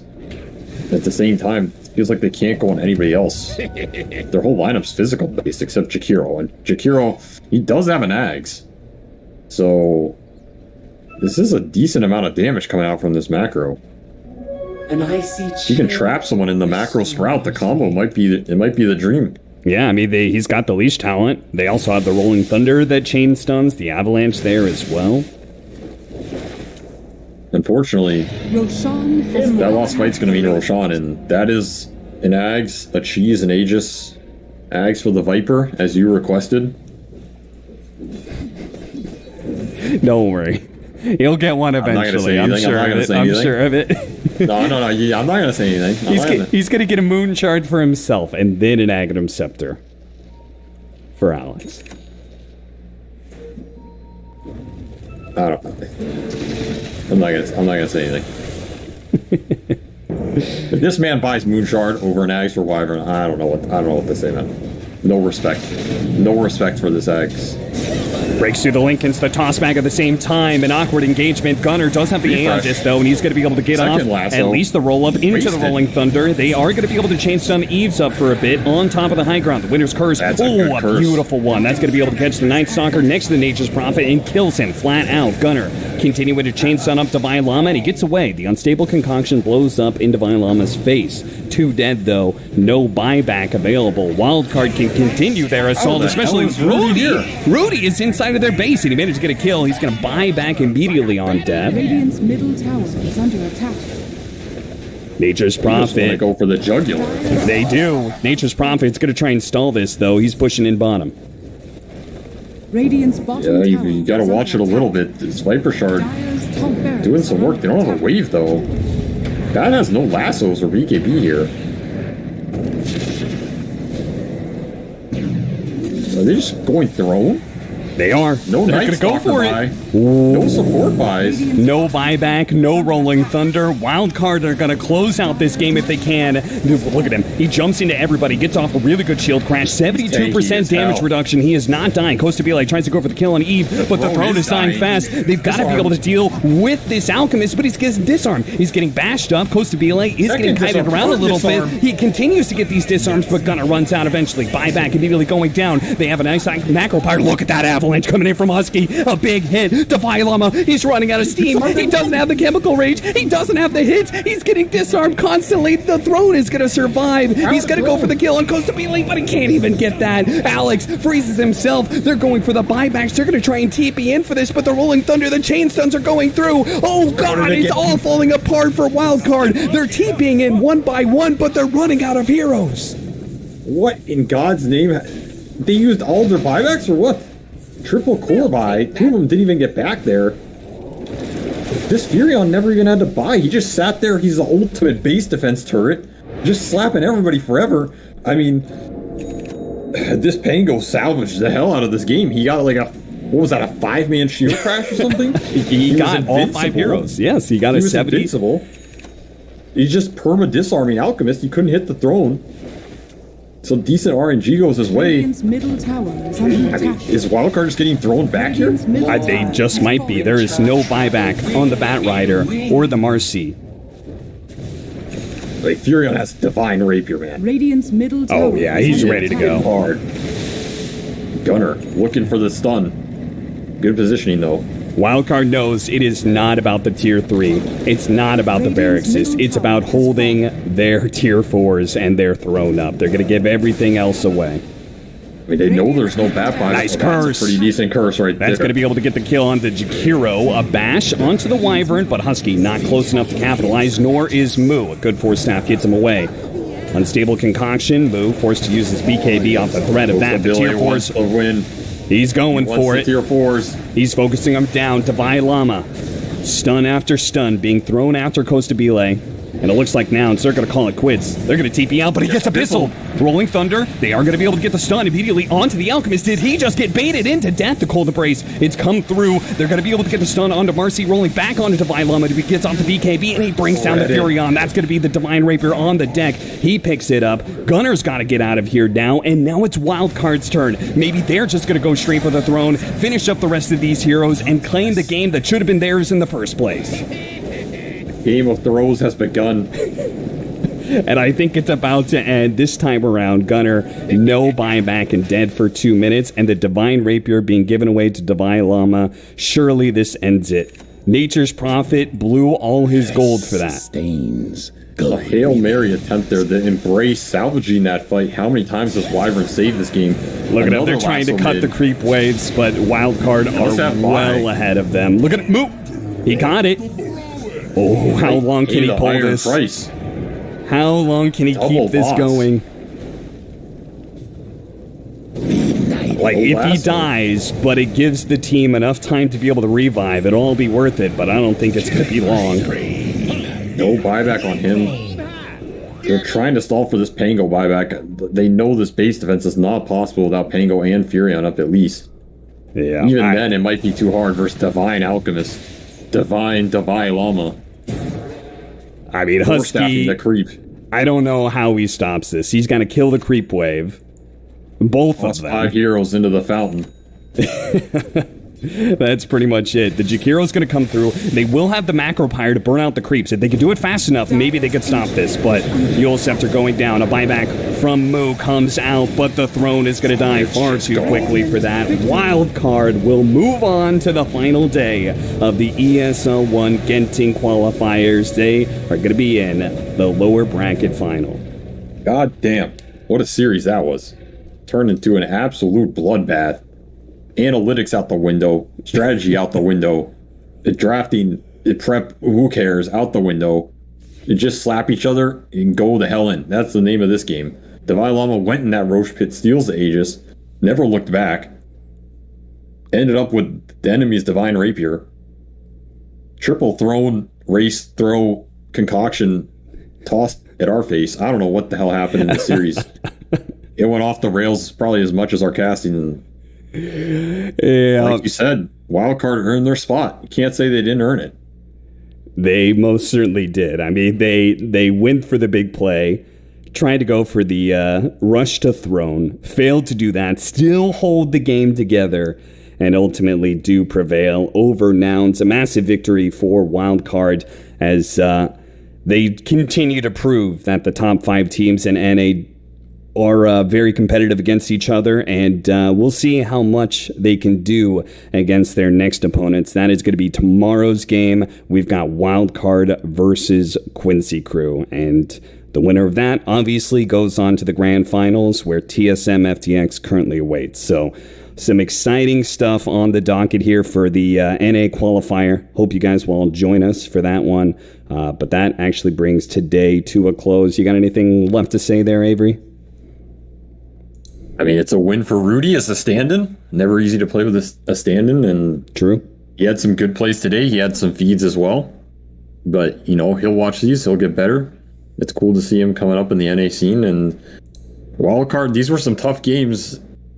And it probably is not going to get easier. So I wish them the best of luck because the road ahead in this qualifiers is looking tough. You got Quincy and TSM waiting for you. Their road out of the lower bracket has just begun.